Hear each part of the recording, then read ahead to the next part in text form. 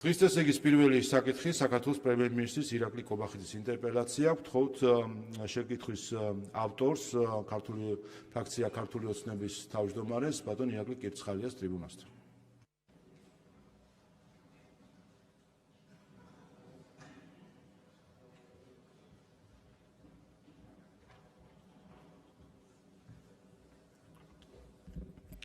მოგესალმებით, კოლეგებო.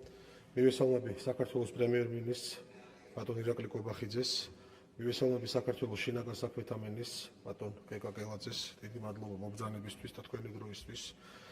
მეგობრებო, მოგეხსენებათ, უკანონო მიგრაცია თანამედროვე მსოფლიოს გამოწვევაა. სწორედ ამიტომ ხელისუფლების პოლიტიკა ამ მიმართულებით კაფეოა. ვინაიდან უკანონო მიგრაციასთან ეფექტური ბრძოლა უსაფრთხოების გამოწვევის ერთ-ერთი მთავარი საკითხია. როგორც საკანონმდებლო ორგანო, ასევე აღმასრულებელი ხელისუფლება ურთიერთშეთანხმებით მუშაობს ამ გამოწვევის სწორად სამართავად. სწორად სამართავად, იმიტომ რომ მთავარია დაცული იყოს მკაფიო ხაზი უკანონო მიგრაციასა და ქვეყანაში ლეგალურად ყოფ უცხო ქვეყნის მოქალაქეებს შორის, რომლებიც სრულად კანონიერად ჩვენ მზარდ ეკონომიკაში მნიშვნელოვანი კონტრიბუტორები არიან. სამწუხაროდ არაერთხელ მოგვისმენია მიზანმიმართული დეზინფორმაცია ქვეყნის არაკეთილმოსურნეების მხრიდან საკითხის ირგვლივ. აგახსენებთ თუნდაც ერთ-ერთ ასეთ დესტრუქციულ კამპანიას, რომელიც ეხებოდა Eagle Hills-ის ისტორიულ პროექტს და ლოზუნგს ქვეყნის არაბიზაცია. ასთან დაკავშირებითაც ასევე კარგად გვახსოვს ინტერპელაციის ფორმატში ისაუბრა ბატონმა პრემიერ-მინისტრმა და ფაქტებით დაუსვა წერტილი ამ სპეკულაციას. ჩვენთვის მნიშვნელოვანია საზოგადოებას ჰქონდეს სწორ ფაქტებზე დაფუძნებული ინფორმაცია.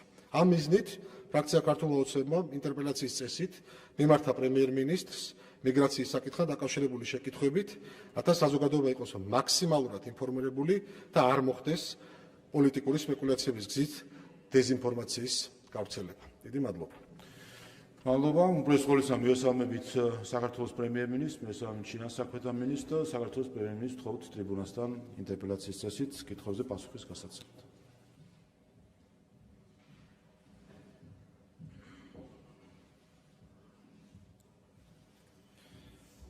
მოგესალმებით ბატონო პარლამენტის თავმჯდომარე, მოგესალმებით ძვირფასო პარლამენტის წევრებო, მივესალმებით საქართველოს შინაგან საქმეთა მინისტრს, მთავრობის ადმინისტრაციის ხელმძღვანელს. მადლობა მინდა გადაგიხადოთ პირველ რიგში ძალიან მნიშვნელოვანი საკითხით დაინტერესებისთვის და მადლობა შეკითხვის ავტორებს. მე მინდა პირველ რიგში ჩვენ სპორტსმენებს მიულოცო კიდევ ერთხელ ძალიან მნიშვნელოვანი წარმატება პირველად ისტორიაში ჩვენმა ქვეყანამ მოიგო ზამთრის ოლიმპიადაზე მედლები, რაც არის ძალიან დიდი წარმატება. გრძელდება ქართული სპორტის წარმატების ისტორია და განსაკუთრებული მადლობა, რა თქმა უნდა, ამ გამარჯვების თავარ შემოქმედებს, ლუკა ბერულავას და ანასტასია მედელკინას, ასევე მათ მწვრთნელებს. ეს არის კიდევ ერთხელ ვიტყვი ისტორიული გამარჯვება, დარწმუნებული ვარ, რომ ეს გახდება საწინდარი საამავლო ძალიან მნიშვნელოვანი წარმატებებისთვის სპორტის ამ სახეობაში და სპორტის ზამთრის სახეობებში. ასევე აქვე ვიტყვი, რომ ჩვენ გვქონდა დაწესებული პრემია საპრიზო ადგილებისთვის და თითო მედლისთვის და წყვილისთვის შესაბამისად დაწესებული იყო პრემია 500,000 ლარის ოდენობით. შესაბამისად თითოეული მიიღებდა 250,000 ლარს. ამ გამარჯვებისთვის ჩვენ მივიღეთ გადაწყვეტილება და თითოეული სპორტსმენი წყვილში მიიღებს 500,000 ლარს. გამომდინარე იქიდან, რომ ეს არის ისტორიული გამარჯვება, რომელიც მათ მოუტანეს ჩვენს ქვეყანას. ზოგადად ძალიან მნიშვნელოვანია ის საქმიანობა, რომელსაც ახორციელებს საქართველოს შინაგან საქმეთა სამინისტრო სხვადასხვა მიმართულებით და მიგრაციაც არის ერთ-ერთი მნიშვნელოვანი მიმართულება. მე მინდა ვისარგებლო შემთხვევით და შინაგან საქმეთა მინისტრს ბატონ გეგა გელაძეს გადავხადო მადლობა იმ საქმიანობისთვის, რომელიც მის ხელმძღვანელობით გასწია შინაგან საქმეთა სამინისტრომ გასული თვეების განმავლობაში. და შედეგები არის ნამდვილად შთამბეჭდავი სხვადასხვა მიმართულებით. ეს ეხება მათ შორის ორგანიზებულ დანაშაულთან ბრძოლას, ნარკოტიკულ დანაშაულთან ბრძოლას, და დღესაც 97 პირი იქნა დაკავებული სწორედ ორგანიზებული დანაშაულის ბრალდებით, ნარკოტიკული დანაშაულის ბრალდებით. განსაკუთრებით ნარკოტიკული დანაშაული არის ნამდვილი სენი, რომელიც პრობლემაა რა თქმა უნდა ქვეყნისთვის და ის შედეგები, რომლებიც გვაქვს ჩვენ გასული თვეების განმავლობაში, ნამდვილად გვაძლევს ოპტიმიზმის საფუძველს, რომ გვექნება ხელსისახები ცვლილებები, დადებით ცვლილებები ამ მიმართულებით. კიდევ ერთხელ მადლობა შინაგანსაკუთრებათა და მინისტრის გაწეული საქმიანობისთვის. და აქვე აღნიშნავ, რომ მიგრაციის მიმართულებითაც შინაგანსაკუთრებათა სამინისტროს ბოლოდროინდელი შედეგები არის შთამბეჭდავი. რაც შეეხება კონკრეტულად ამ საკითხს, არის რა თქმა უნდა მაღალი საზოგადოებრივი ინტერესი და გასაკვირი არ არის, რომ საქართველოს პარლამენტის წევრებსაც გაქვთ განსაკუთრებული ინტერესი მიგრაციის საკითხის მიმართ.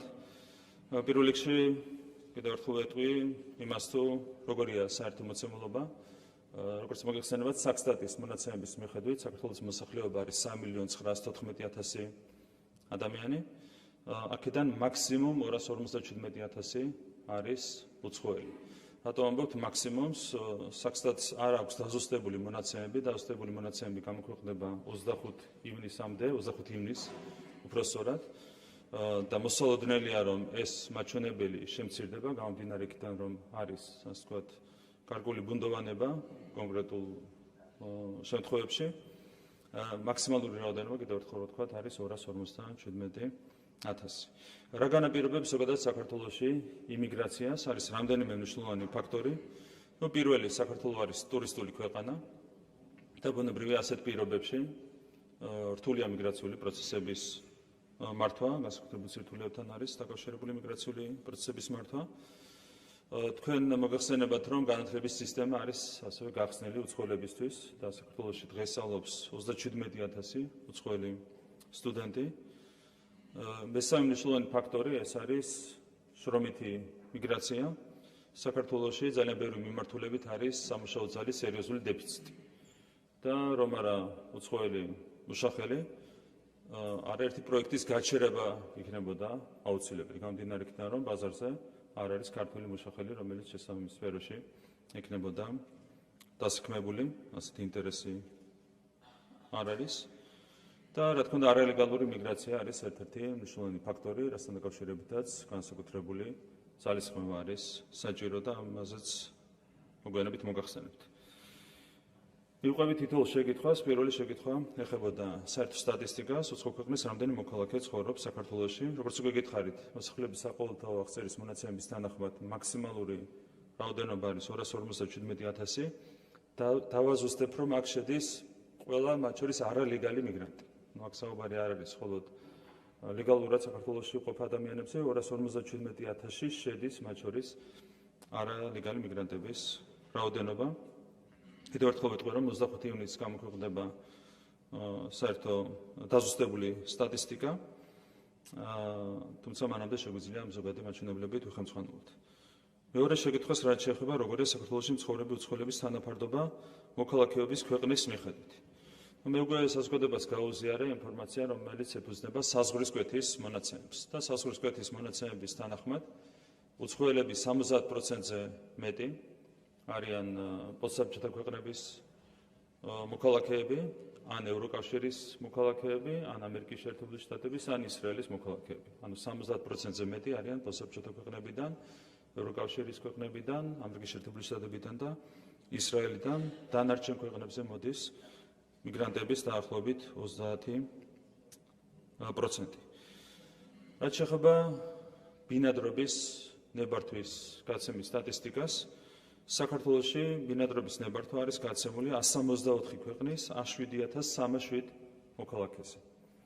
დავაზუსტებ იმთავითვე, რომ საქართველოში ყოფნის საფუძველი ერთ-ერთი საფუძველია ბინადრობის ნებართვა და მოგვიანებით შევახები საქართველოში ყოფნის სხვა საფუძვლებსაც.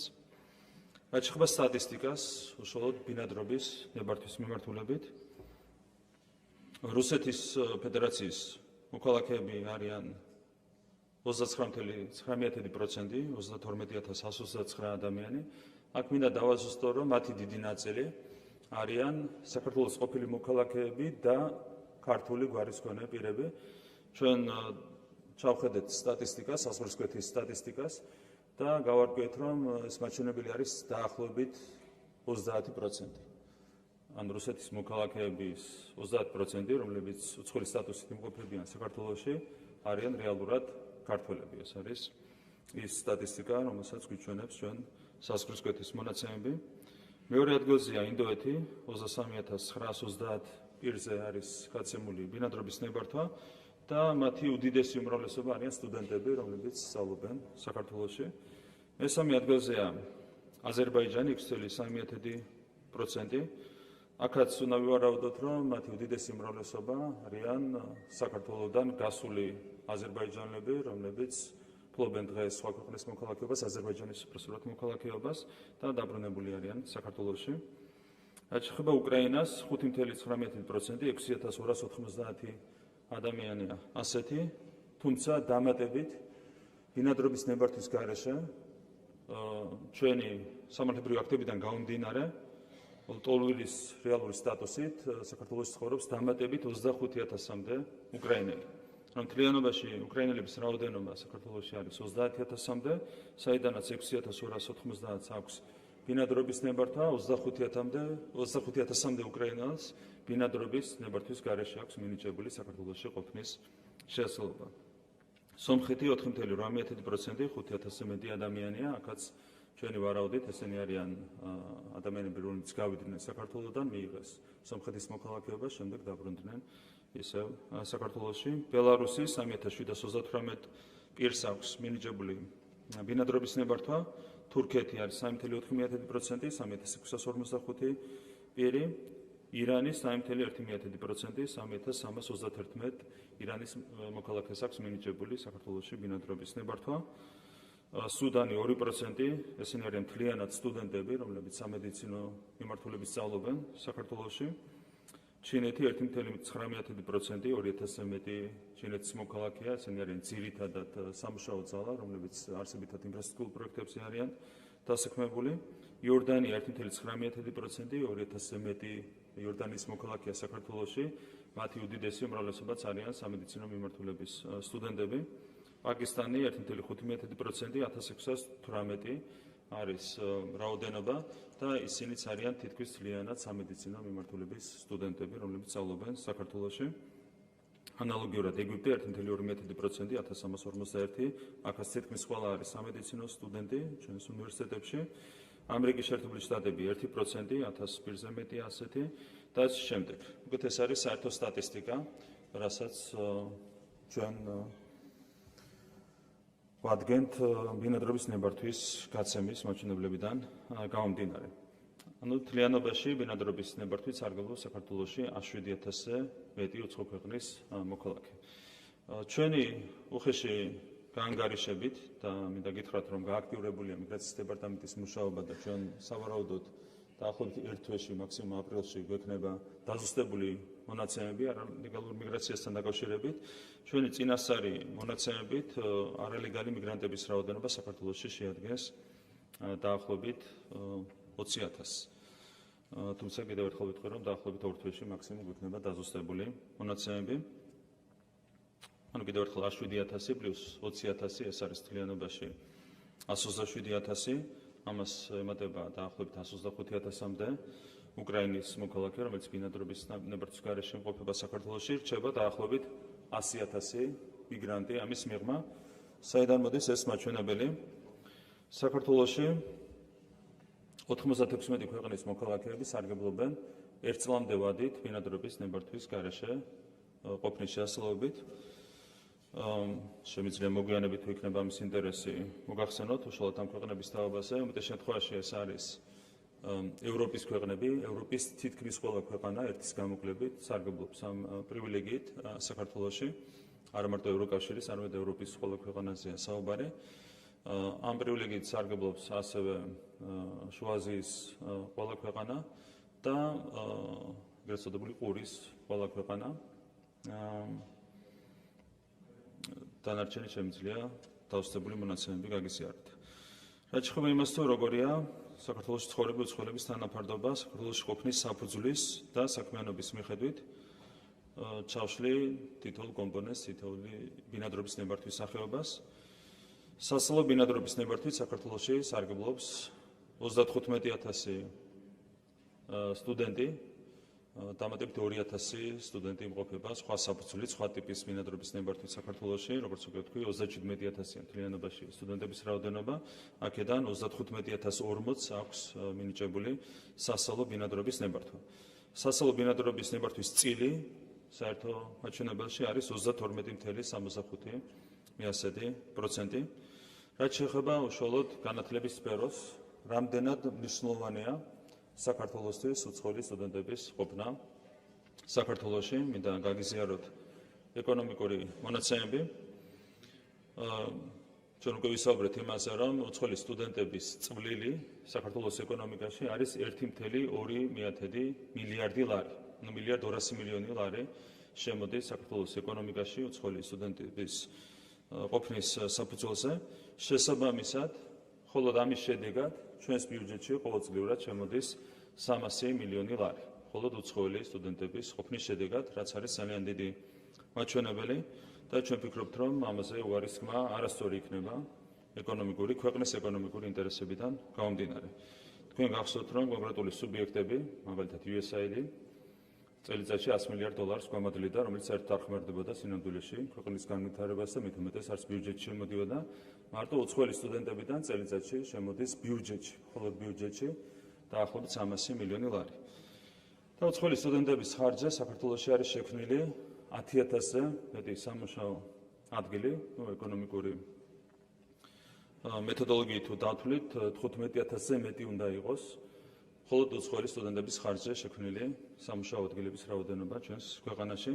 შესაბამისად, ვფიქრობთ, რომ აქ გადახედვის არც საჭიროება და არც მიზანშეწონილობა. რაც შეეხება ნებართვის მეორე კატეგორიას, ეს არის მუდმივი ცხოვრების ნებართვა, რომლითაც სარგებლობს საქართველოში 28,363 უცხოელი მოქალაქე, ეს არის 26,4% მთლიანად ბინადრობის ნებართვებში. დავაზუსტებ იმას, თუ ვინ იღებს საქართველოში მუდმივი ცხოვრების ნებართვას. ეს ნებართვა გაიცემა საქართველოს მოქალაქის მეუღლეზე, არასრულწლოვან შვილზე, არასრულწლოვანი მოქალაქის მშობელზე, მუდმივი ცხოვრების ნებართვა გაიცემა ასევე უცხოელზე, რომელიც დროებითი ბინადრობის ნებართვის საფუძველზე საქართველოში ცხოვრობდა ბოლო 10 წლის განმავლობაში. ეს არის საერთო მაჩვენებელი. ესენი არიან რეალურად უცხოელები, რომლებიც მჭიდროდ არიან დაკავშირებული ქვეყანასთან და საქართველოს მოქალაქეებთან არსებითად საუბარია უცხოელებზე, რომლებსაც ოჯახური კავშირი აქვთ საქართველოს მოქალაქეებთან, ასეთია, როგორც თქვა, 28,000-ზე მეტი უცხოელი მოქალაქე, რომელიც სარგებლობს მუდმივი ცხოვრების ნებართვით. შემდეგ ეს არის შრომითი ბინადრობის ნებართვა. 15,699 პირი სარგებლობს შრომითი ბინადრობის ნებართვით, წილი არის 14,6%, ამაზე მოგვიანებით ვისაუბრებ.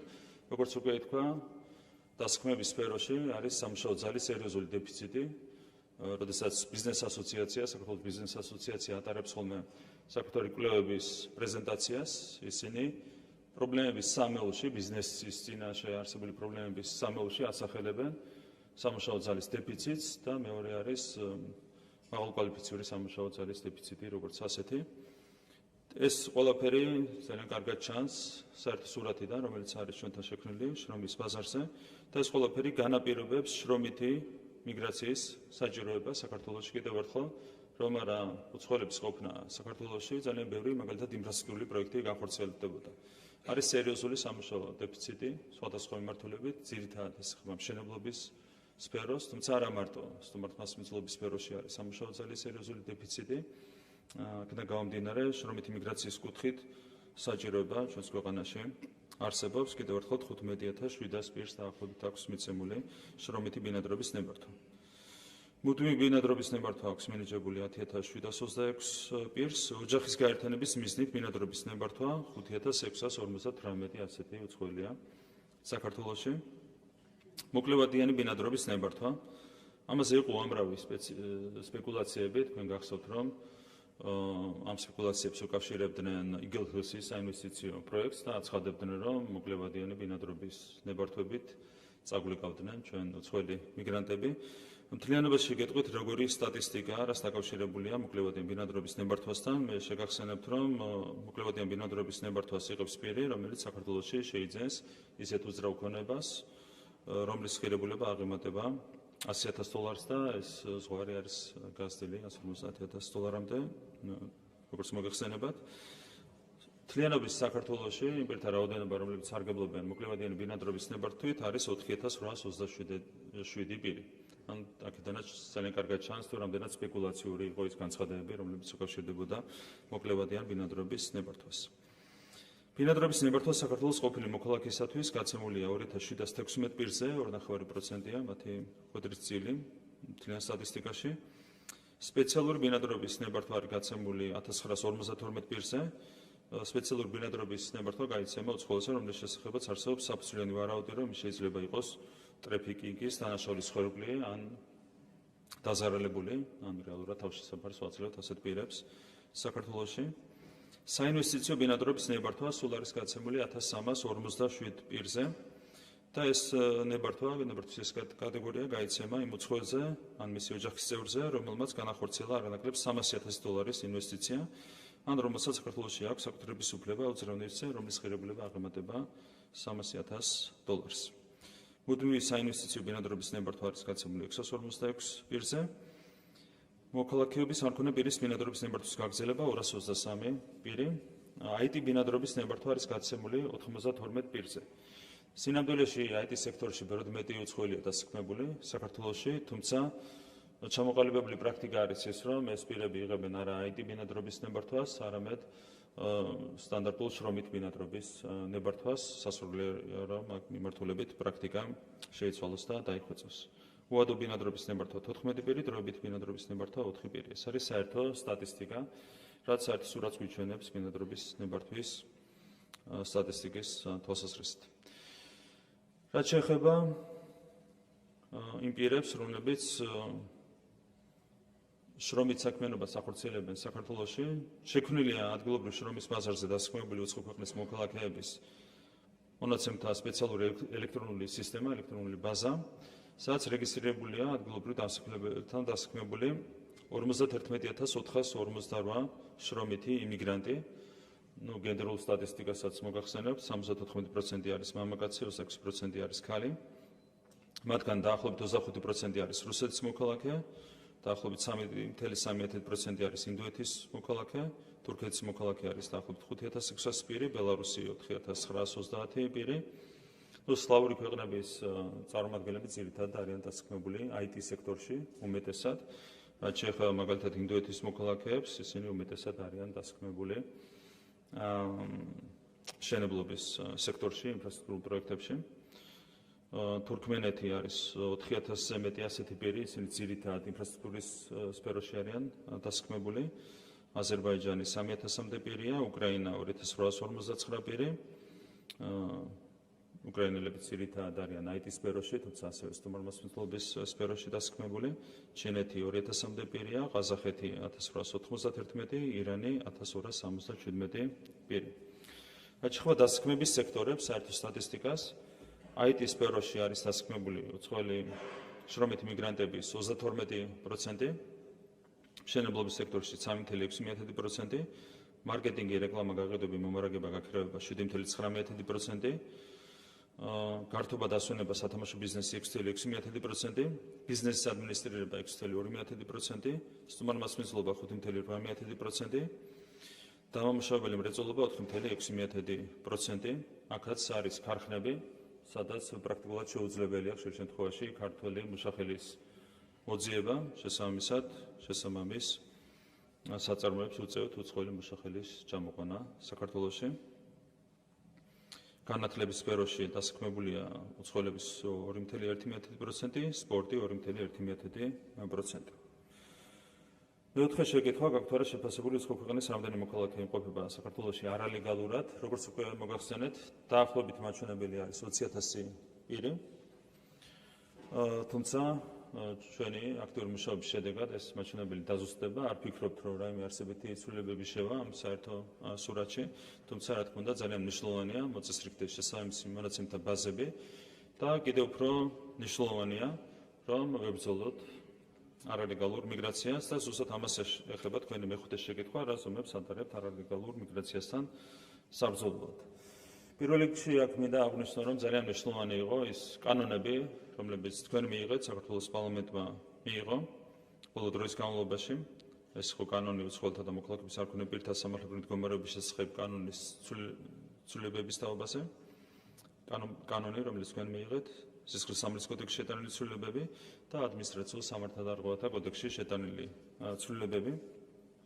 გარდა ამისა, გამკაცრდა საიმიგრაციო კონტროლის ღონისძიებები და გამკაცრების საშუალებაც მოგვცა შესაბამისმა საკანონმდებლო ცვლილებებმა. კიდევ ერთხელ მინდა აღვნიშნო, რომ ჩვენ 2025 წელს გასული 12 თვის განმავლობაში გავაძლევთ იმაზე მეტი არალეგალი უცხოელი, ვიდრე გასული 10 წლის განმავლობაში.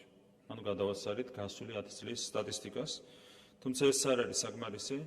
ჩვენი გეგმის მიხედვით კიდევ უფრო უნდა გაძლიერდეს არალეგალურ მიგრაციასთან ბრძოლა და 2026 წლის განმავლობაში ვფიქრობთ, რომ ჩვენ მივახცევთ 4000-იან ნიშნულს. შესაბამისად მოხერხდება უცხოელი არალეგალი მიგრანტების დაახლოებით 20%-ის გაძევება მიმდინარე წლის განმავლობაში. ეს სავსებით რეალურია იმ ცვლილებებიდან გამომდინარე, რომლებიც ხორციელდება შინაგანსაკუთრებთა სამინისტროს მიგრაციის დეპარტამენტში. რაც შეეხება სტატისტიკას, მოქალაქეობის მიხედვით გაძევებულ არალეგალ მიგრანტებს მაქვს საუბარი. გაძევებულ პირთა 20.5% არიან ინდოეთის მოქალაქეები, 12.9% თურქეთის მოქალაქეები, 12% ირანის მოქალაქეები, 7.5% ჩინეთის მოქალაქეები, 5.6% რუსეთის ფედერაციის მოქალაქეები. ეს არის საერთო სტატისტიკა გაძევების მიმართულებით.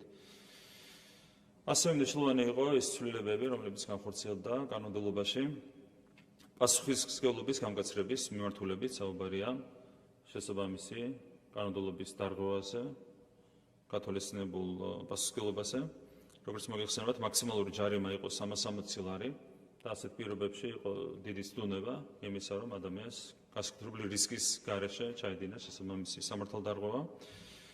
ახალი კანონმდებლობის მიხედვით, როგორც მოგეხსენებათ, დადგენილია გაზრდილი ჯარიმები 1000-დან 3000 ლარამდე და ამასთან ერთად, ფულად ჯარიმებთან ერთად დაწესებულია შემოსulis აკრძალვა შესაბამისი სამართალდარღვევის ჩამდენ უცხოელებზე და გამომდინარე სამართალდარღვევის შინაარსიდან 6 თვიდან 3 წლამდე შემოსulis აკრძალვა არის გათვალისწინებული შესაბამისი პასუხისმგებლობის ომის სახით. და ასეთი აკრძალვა გასული წლის 1 ოქტომბრიდან შემოსulis აკრძალვა დაუწესდა 2331 პირს. ასევე ცალკე არის დადგენილი შესაბამისი პასუხისმგებლობა სისხლის სამართლის დანაშაულის შემთხვევაში, მნიშვნელოვანია, რომ აქაც კრიმინალიზაცია მოხდა მთელი რიგი სამართალდარღვევების, გაძევება და შემოსulis აკრძალვა. ასეთი სისხლის სამართლის დანაშაულისთვის არის გათვალისწინებული შემოსulis აკრძალვა 2-დან 20 წლამდე ვადით გამომდინარე სამართალდარღვევის კატეგორიიდან. ასეთი ზომა შეეფარდა საჩელის სახით 52 პირს საქართველოში 1 ოქტომბრიდან მოყოლებული. რაც შეეხება ადმინისტრაციული სამართალდარღვევის ჩადენის შემთხვევაში პირის გაძევებას და შემოსulis აკრძალვას, ასეთი ზომა შეეფარდა 22 პირს 1 ოქტომბრიდან მოყოლებული. ძალიან მნიშვნელოვანია თავშესაფრის სისტემის ბოროტად გამოყენების პრევენცია. ზოგადად საგრძნობლად გაიზარდა თავშესაფრის მაძიებელთა რაოდენობა და მუდმივად მზარდია ეს მაჩვენებლები. ყოველწლიურად შემოდის საშუალოდ 1200-ზე მეტი განაცხადი შინაგანსაკუთრებთა სამინისტროში. 2025 წელს შემოვიდა 1352 განაცხადი თავშესაფრის მიღებაზე. რაც შეეხება სტატისტიკას, ქვეყნების ხუთეულის შემდეგნაირად გამოიყურება თურქეთი 226 პირი, ინდოეთი 219 პირი, უკრაინა 150 პირი, ირანი 115 პირი, პაკისტანი 116 პირი. მიღებული იქნა ახალი კანონი საერთაშორისო დაცვის შესახებ და ამ კანონით, მადლობა თქვენ კიდევ ერთხელ ამისათვის, მაქსიმალურად შეიზღუდა ბოროტად სარგებლობის შესაძლებლობა. უმეტეს შემთხვევაში აშკარად საფუძვლის გარეშე ითხოვენ თავშესაფარს უცხოელი მიგრანტები და ძალიან მნიშვნელოვანია, რომ ჩვენ აქ გქონდეს სათანადო რეაგირების საშუალება, დაინერგა სკრინინგის მექანიზმი, დაინერგა ასევე უსაფრთხო მესამე ქვეყნის კონცეფცია, რაც გვაძლევს იმის საშუალებას, რომ მარტივი დაჩქარებული პროცედურების საფუძველზე უთხრათ უარი იმ პირებს თავშესაფარზე, რომლებსაც რეალური საფუძველი არ აქვთ, აშკარად არ აქვთ. გაფართოვდა განცხადების დაჩქარებული წესის განხილვის შესაძლებლობა და რაც ძალიან მნიშვნელოვანია, დაინერგა განცხადების უშუალოდ საზღვარზე განხილვის პროცედურა. არის ხოლმე შემთხვევები, როდესაც უცხოელები ცდილობენ საქართველოს შემოსვლას, თავშესაფრის მიღებას, ისე რომ აშკარად არ აქვთ არავითარი საფუძველი ამისათვის და ახალი რეგულაციები გვაძლევს იმის საშუალებას, რომ უკვე საზღვარზე გავაბრუნდეთ შესაბამისი პირები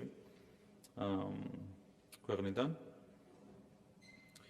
იმ პირთა 77%-ს, რომელთა ჩარშან მიენიჭათ საერთაშორისო დაცვა, შეადგენენ უკრაინელები, გასაგებია მიზეზი უკრაინაში მიმდინარე ომის გამო. სულ მთლიანობაში დაკმაყოფილებულ განცხადებებში უკრაინელების წილი არის 42%. ანუ თავშესაფარ მიცემულ პირებს შორის 42% არიან უკრაინის მოქალაქეები.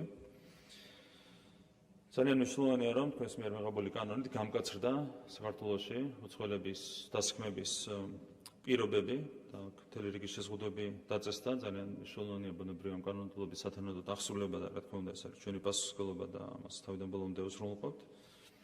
ძალიან მნიშვნელოვანი იყო ის ცვლილებები, რომლებიც განხორციელდა შინაგან საქმეთა სამინისტროში მიგრაციის დეპარტამენტის ინსტიტუციური და ინფრასტრუქტურული გაძლიერების კუთხით. ჩვენ რამდენიმე დღის წინ მოვინახულეთ მიგრაციის დეპარტამენტის სრულიად ახალი შენობა, ახლა დაშენებული შენობა. გვაქვს ახალი მატერიალურ-ტექნიკური ბაზა, რომელთაც არის მიგრაციის დეპარტამენტი უზრუნველყოფილი და ასევე მინდა მოგახსენოთ, რომ რამდენჯერმე გაიზარდა თანამშრომლების რაოდენობა, სულ 9 თანამშრომელი იყო დაკავებული მიგრაციის საკითხებით. გასაგებია, რომ ასეთ პირობებში რთული იყო შედეგების მიღწევა, რამდენჯერმე გაიზარდა ეს მაჩვენებელი, რაც მოგცემს უკრაინულ მიგრაციასთან ეფექტიანად ბრძოლის შესაძლებლობას. ასევე მუდმივ რეჟიმში მიმდინარეობს სასაცხოვრო პოლიციის ტექნიკური აღჭურვილობის მოდერნიზაცია, რაც ასევე მნიშვნელოვანია ბუნებრივი უკრაინულ მიგრაციასთან საბრძოლოდ. რაც შეეხება სამომავლო გეგმებს, მზადდება მთელი რიგი საკანონმდებლო ინიციატივები აქ დეტალებში ჯერ არ შევავთ, თქვენი ნებართვით. როდესაც გვექნება უკვე პაკეტი მზად, ამის შემდეგ მოგახსენებთ დეტალების თავობასა და წარმოგიდგენთ შესაბამის პაკეტს. ძალიან მნიშვნელოვანია სასწავლო ბინადრობის ნებართვის სპორტად გამოყენების პრევენცია. ამ მიმართულებით იყო ჩამოყალიბებული პრობლემური პრაქტიკა, იყო არაერთი შემთხვევა, როდესაც რეალურად პირი არ იმყოფებოდა სწავლის მიზნით საქართველოში და მათზე მაინც გაიცებოდა ბინადრობის ნებართვა. ასეთი შემთხვევები იქნება მინიმუმამდე დაყვანები, მაქსიმალურად გამკაცრდება პოლიტიკა ამ კუთხით. დაიხვეწება უცხოელების მონაცემთა ბაზა, ჩვენი სურვილია და მიზანია, უბრალოდ შევქმნათ სრულფასოვანი მონაცემთა ბაზა, სადაც აისახება მონაცემები საქართველოში ყოფი ყველა უცხოელის შესახებ და ბუნებრივია ეს არის ძალიან მნიშვნელოვანი ზომა, რომელიც ჩვენ გვაძლევს უკანონო მიგრაციასთან ბრძოლის შესაძლებლობას. ზოგადად უკანონო მიგრაციასთან ბრძოლა არის მუდმივი პროცესი და რა თქმა უნდა ჩვენ ამ ყველაფერს უნდა შევხვდეთ მომზადებული და ზუსტად ამას ემსახურება ის ცვლილებები, საკანონმდებლო თუ პრაქტიკული ცვლილებები, რომელიც ბოლო პერიოდში განხორციელდა მთლიანად სისტემაში. რაც შეეხება მეექვსე შეკითხვას, რა მიგრაციული კანონია შეიძლება ქონდეს უძრავი ქონების სფეროში ბოლო პერიოდში დაანონსებულ მსხვილ პროექტებს. აქაც გახსოვთ, რომ იყო უამრავი სპეკულაცია. ძირითადად ეს სპეკულაციები უკავშირდებოდა კომპანია იგელჰესის უპრეცედენტო ინვესტიციას, რომელიც ხორციელდება საქართველოში. როგორც მოგეხსენებათ, საქართველოში დაეგმილია 16,000 ბინის რეალიზაცია ამ პროექტის ფარგლებში და უკვე დასრულდა წინასწარი გაყიდვები და ეს სტატისტიკა, რაც გვაქვს, უკვე გვიჩვენებს იმას, თუ რამდენად სპეკულაციური იყო კამპანიები, რომელიც ამ საინვესტიციო პროექტს უკავშირდებოდა. მთლიანობაში გაიყიდა 257 ბინა, საიდანაც 157 ბინა იყიდეს საქართველოს მოქალაქეებმა. ჩვენ თავიდანვე ვაცხადებდით, რომ ჩვენი ვარაუდით მყიდველების ნახევარზე მეტი იქნებოდნენ საქართველოს მოქალაქეები და ეს დასტურდა იმ სტატისტიკით, რომელიც არის წარმოდგენილი, 157 ბინა შეიძინეს საქართველოს მოქალაქეებმა, 110 ბინა შეიძინეს უცხო ქვეყნის მოქალაქეებმა. რაც შეეხება ღრმადაღებულ არაბიზაციას, გახსოვთ, მთელი სპეკულაციები უკავშირდებოდა ამ ასე ვთქვათ ტერმინს. ეს ახასიათებს ხოლმე ჩვენს რადიკალურ ოპოზიციას, აიღებენ ხოლმე ორ სიტყვას, შინაარსში საერთოდ არ შედიან და ერთ-ეგივე ორ სიტყვას ატრიალებდნენ. ადრე იყო რუსული კანონი, ეხლა არის არაბული ქალაქები. იყო უпроსორად არაბული ქალაქები, როგორც რუსული კანონის კამპანია ჩავარდა, ასევე ძალიან მარტივად ჩავარდა არაბული ქალაქების კამპანიაც. და ამ სტატისტიკაც აჩვენებს, ამ 257 ბინიდან 8 ბინა შეიძინეს იმ ქვეყნების მოქალაქეებმა, რომლებიც არიან არაბული ქვეყნები. თავადაც ხედავთ, როგორი არაბიზაციის რისკის წინაშე დგას ჩვენი ქვეყანა. ჩავარდა იმთავითვე ეს კამპანია და აღიარეს, რეალურად ირიბად აღიარეს საკუთარი მარცხი, გადაერთნენ ახლა იმაზე, რომ თუ საქართველოს მოქალაქეები ყიდულობენ ამ ბინებს, მაშინ გამოდის, რომ 6,6 მილიარდი დოლარის ინვესტიცია როგორ შემოდის საქართველოში, ეს არის მათი შეკითხვა. როგორც ჩავარდა არაბიზაციის კამპანია, ასევე ჩავარდება, რა თქმა უნდა, კამპანია მასთან დაკავშირებით, რომ ეს ინვესტიცია თითქოს არის არარეალური, რეალურად საქართველოში განხორციელდება 6,6 მილიარდი დოლარის ინვესტირება და როგორც ეს ყველაფერი დადასტურდა გაყიდვების სტატისტიკით, ასევე დადასტურდება მომავალში ეკონომიკური და საბიუჯეტო სტატისტიკის, რომელსაც აუცილებლად ყოველწლიურად გავუზიარებთ ჩვენს საზოგადოებას. კიდევ ერთხელ, რაც შეეხება პროექტების გავლენას და მშენებლობის გავლენას საქართველოში მიგრაციაზე, ეს არის სარიელი სპეკულაციები. კიდევ ერთხელ მოკლებადიან ბინადრობის ნებართვასაც უკავშირებდნენ ამ სპეკულაციებს, აცხადებდნენ, რომ როგორც კი პირი ყიდულობს ბინას, 150,000 დოლარზე მეტის ღირებულების ბინა საქართველოში, მაშინვე მარტივად შეუძლია იცხოვროს საქართველოში. ერთი რომ ეს არის მოკლებადიანი ბინადრობის ნებართვა, რომლის ვადა არის მაქსიმუმ 1 წელიწადი, ეს ერთი. და მეორე აქაც სტატისტიკა გაგაცანეთ, 5,000-ზე ნაკლებია ესეთი პირების რაოდენობა, რომლებიც ბინის შეძენის საფუძველზე იღებენ მოკლებადიან ბინადრობის ნებართვას. რამდენად სპეკულაციურია ეს განცხადებები სტატისტიკიდანაც ძალიან მარტივად ჩანს.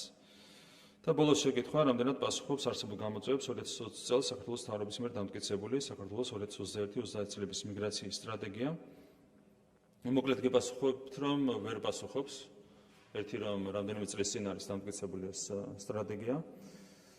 ჩვენ გვაქვს მიზანი, რომ მაქსიმალურად გავამკაცროთ მიდგომა და უზრუნველყოთ არალეგალური მიგრაციის ნულამდე დაყვანა ჩვენს ქვეყანაში.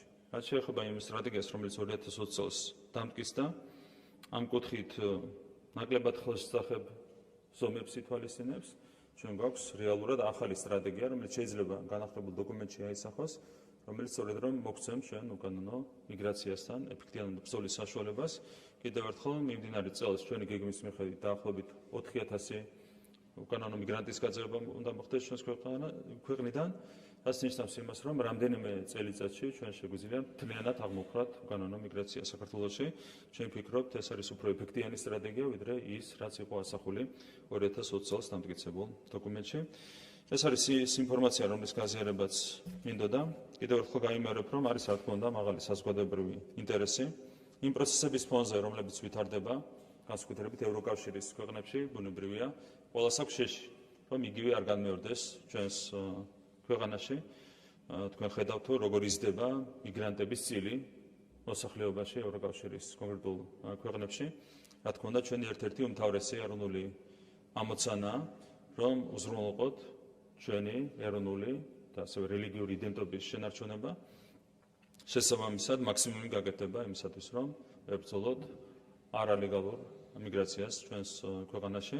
ამისათვის უკვე მიღებულია კონკრეტული ზომები და ამ ზომების მიღება მომავალშიც ბუნებრივია გაგრძელდება. რაც შეეხება სპეკულაციებს, ამ სპეკულაციებისთვის რეალურად არ არსებობს არავითარი საფუძველი და თავიდან ბოლომდე პოლიტიკური ინტერესებით არის ეს ყველაფერი მოტივირებული. დიდი მადლობა ყურადღებისთვის, სადვარ უპასუხოთ თქვენ შეკითხვებს. მადლობა. გაზუსტება თუ არის? არ უსტება.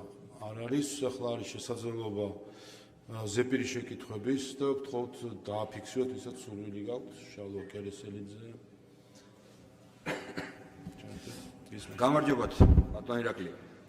მაშინ, როდესაც საქართველოში დემოგრაფიული პრობლემები ყველა მაჩვენებლის მიხედვით ეროვნულ პრობლემად არის ქცეული, შემცირებულია მკვეთრად შობადობა, გაზრდილია სიკვდილიანობა.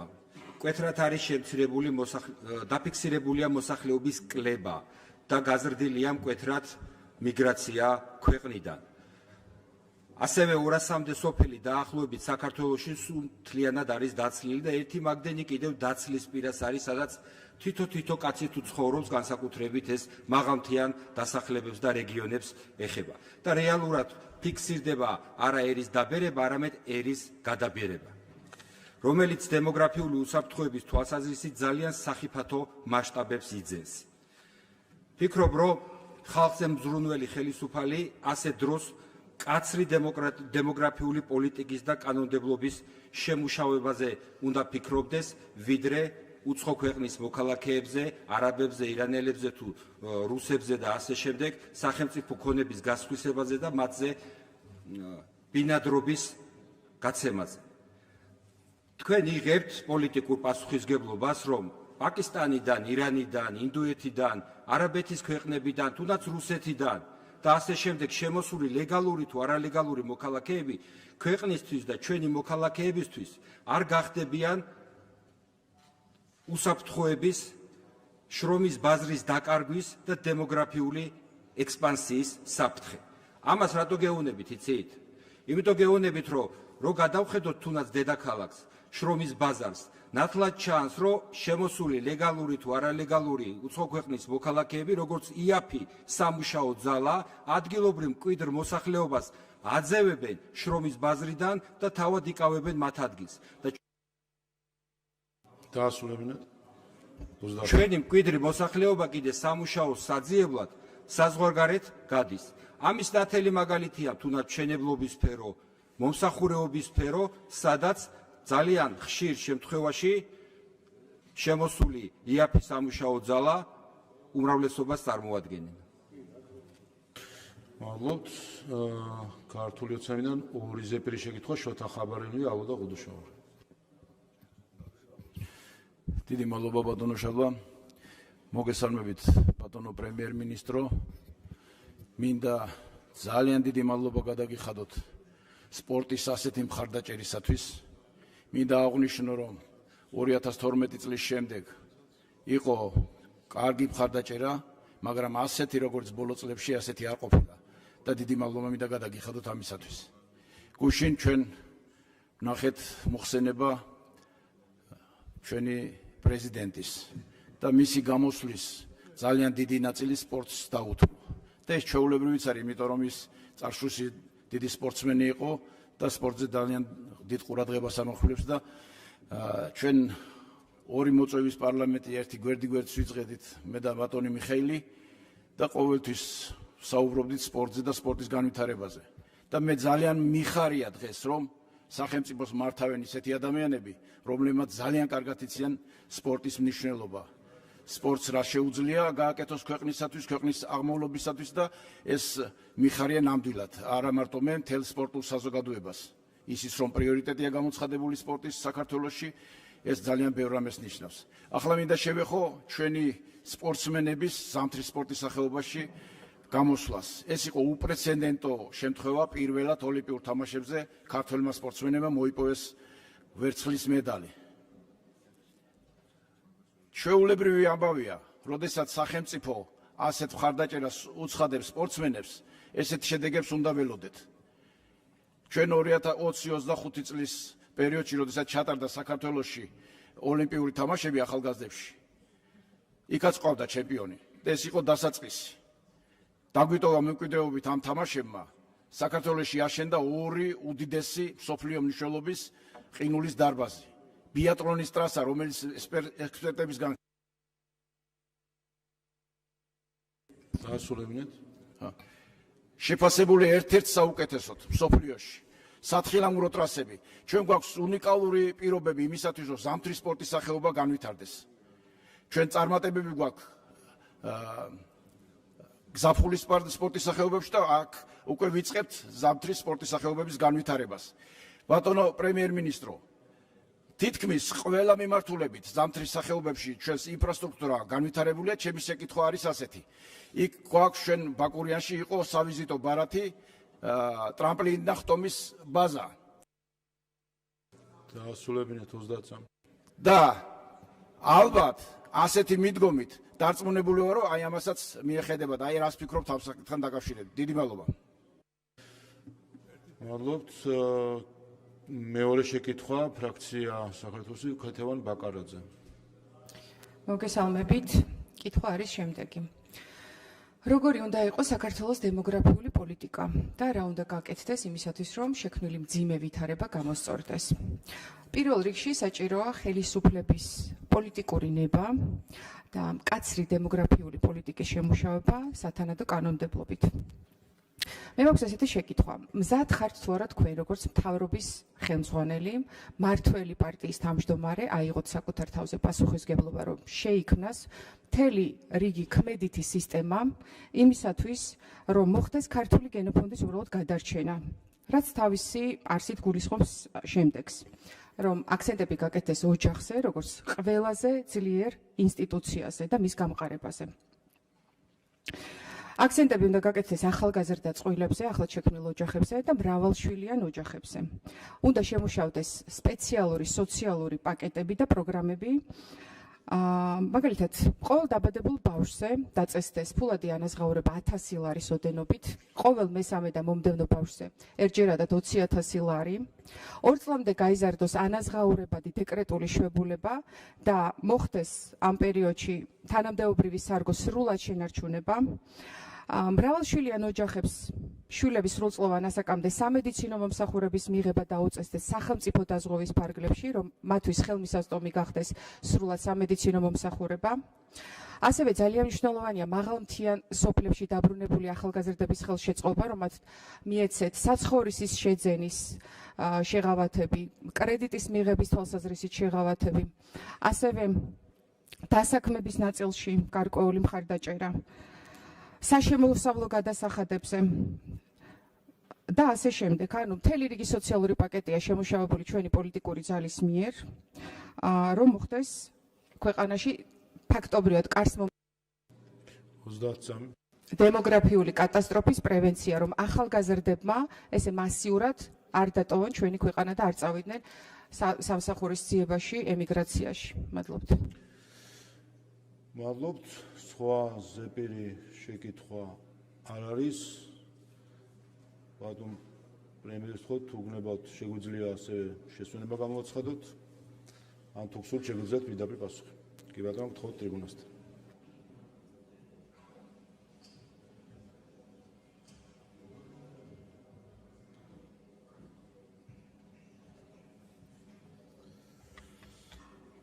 მადლობა დაზუსტებისთვის, შეკითხვებისთვის. რაც შეეხება საერთო ვითარებას, რაც უკავშირდება დემოგრაფიას, თქვა დემოგრაფია არის ჩვენი ქვეყნის ერთ-ერთი უმთავრესი გამოწვევა, ეს იმთავითვე შეიძლება ითქვას. ჩვენ გვაქვს დადებითი დინამიკა პრაქტიკულად ყველა მიმართულებით, ეს ეხება ეკონომიკურ მაჩვენებლებს პირველ რიგში და შეიძლება ერთ შეხედვით არსებობდეს ასეთი განცდა, რომ თუ ეკონომიკა სწრაფად იზრდება, ეს პირდაპირ უნდა ისახოს დემოგრაფიული მაჩვენებლების გაუმჯობესებაზე, თუმცა ეს სამწუხაროდ ასე არ არის და ამას გვიჩვენებს საერთაშორისო პრაქტიკაც. როგორც ესე პირიქით არის ხოლმე, როდესაც უმჯობესდება კეთილდღეობის დონე ამა თუ იმ საზოგადოებაში, ეს პირიქით განაპირობებს ხოლმე დემოგრაფიული ტენდენციების გაუარესებას. თქვენ რო გადახედოთ საერთაშორისო პრაქტიკას და მარტივად რო დახედოთ რუკას, სად არის ყველაზე კარგი დემოგრაფიული მაჩვენებლები, ძირითადად ჩობადობას გულისხმობ. ეს არის სწორედ ყველაზე ნაკლებად ეკონომიკურად განვითარებული ქვეყნები. თქვენ რო ნახოთ მაგალითად, რომელ კონტინენტებზე იზრდება ყველაზე მეტად მოსახლეობა, ლიდერები არიან აფრიკა და აზია, სადაც ყველაზე დაბალია კეთილდღეობის დონე და ყველაზე მძიმე სტატისტიკა აქვს ევროპას. ერთადერთი კონტინენტია, სადაც იკლებს ყოველწლიურად მოსახლეობა.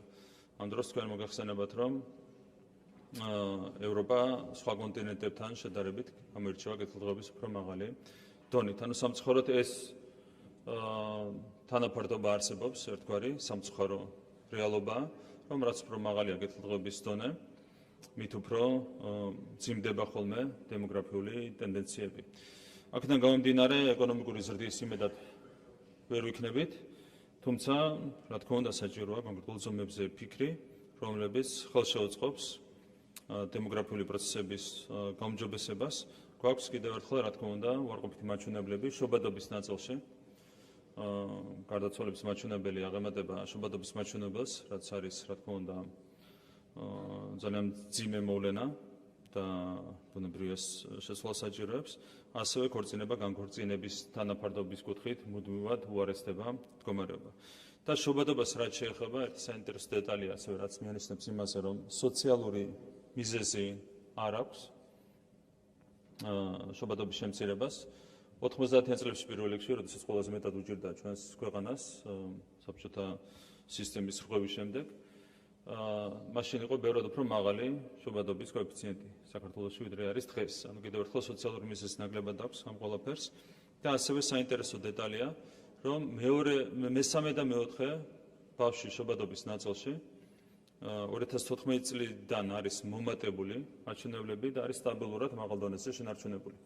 და მკვეთრად იკლებს და დრამატულად იკლებს პირველი და მეორე ბავშვის შვილის შობადობის მაჩვენებელი. აქედან კიდევ ერთხელ ჩანს, რომ სოციალური მიზეზი ამას არ აქვს. კიდევ ერთხელ მესამე და შემდეგი ასე ვთქვათ, შვილის შობადობის მაჩვენებელი არის მაღალ დონეზე შენარჩუნებული.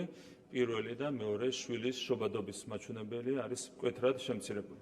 რაც მიანიშნებს იმაზე, რომ გვაქვს სერიოზული, ასე ვთქვათ, სოფლმხედველობრივი გამოწვევა, რასაც პირველ რიგში უნდა დაუპირისპირდეთ დადებითი გაგებით.